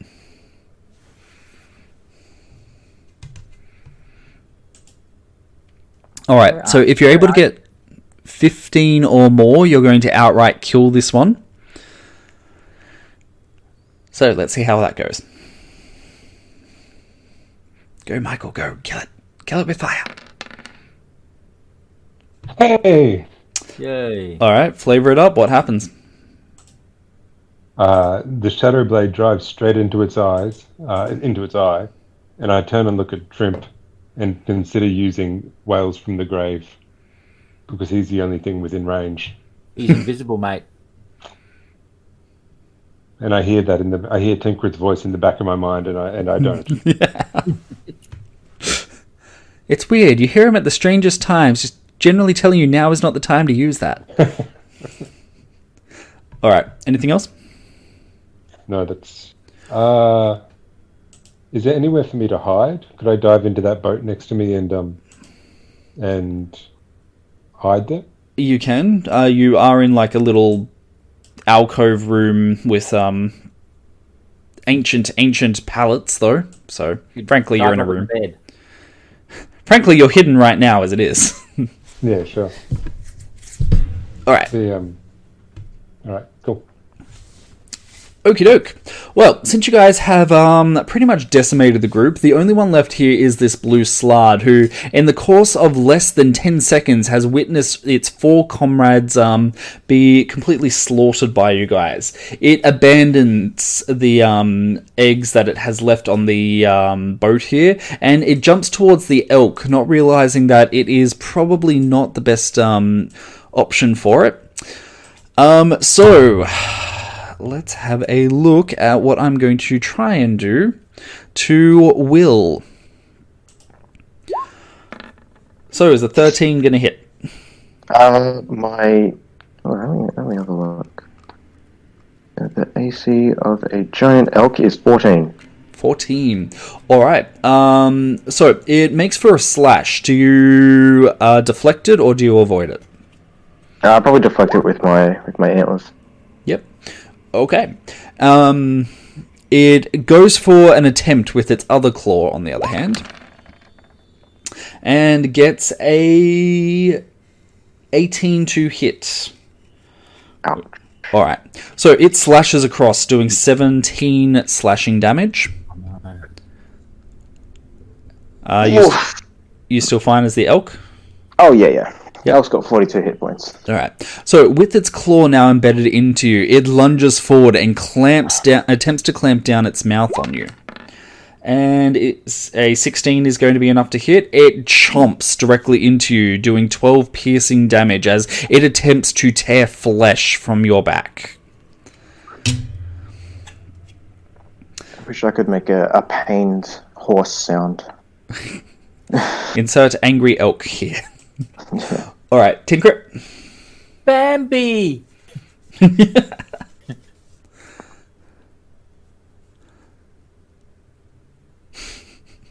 I just had a flashback to that conversation we had like in the last session. You know, the moose swimming underwater? Yes. Oh, yeah. So is the elk the natural predator of the slard? Yes. That's why he's so desperate to attack me. Here we go again, people. You know what you should do? You should make a macro for all your attacks.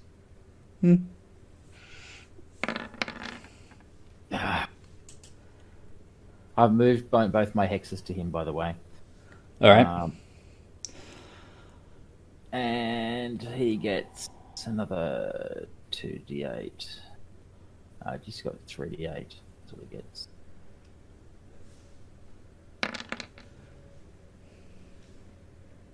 And he gets 1 hex, which is 1d6. Alright, it's 54 damage so far. Yep, 59. Add a 4 onto that. That's the Hexblade's Curse. 63. Second attack. Again, an advantage. Does not hit this one. Come on, attack again. That one does. And that one definitely does. And he gets 3d8. And you're going to kill him now. How would you like to do so? I poke a big enough hole through him, and I look through the hole, and I say, "You okay, Will?" All right.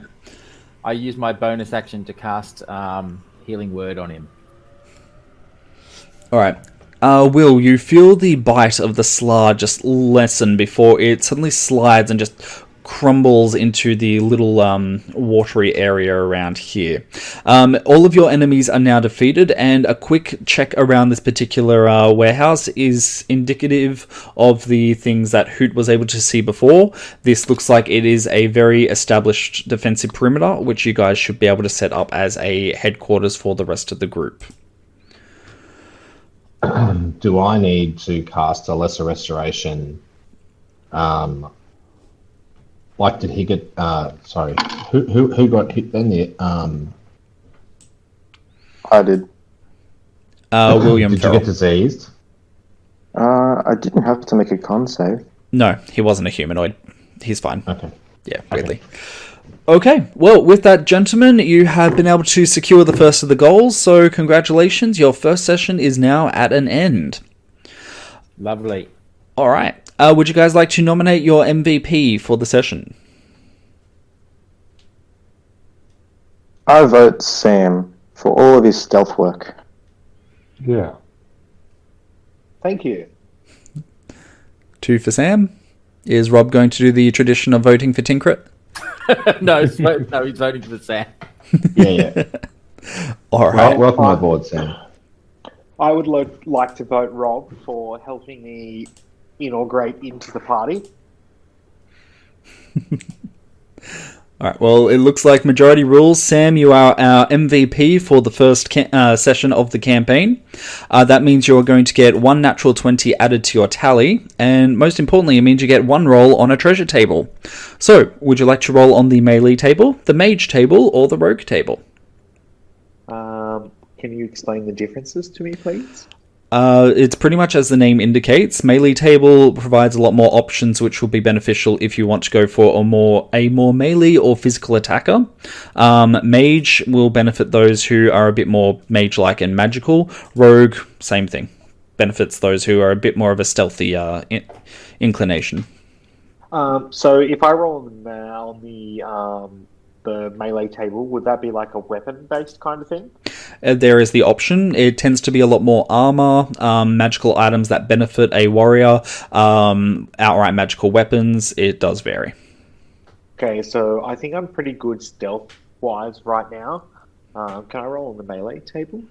Alrighty, hit me up with a 1d10. 1d10. That is an 8. Oh, yep. Okay. Oh, good. You are going to get a good use out of this one, I assume. So, congratulations, you are now the proud owner of Morkan's greatest treasure, the Ring of Evasion.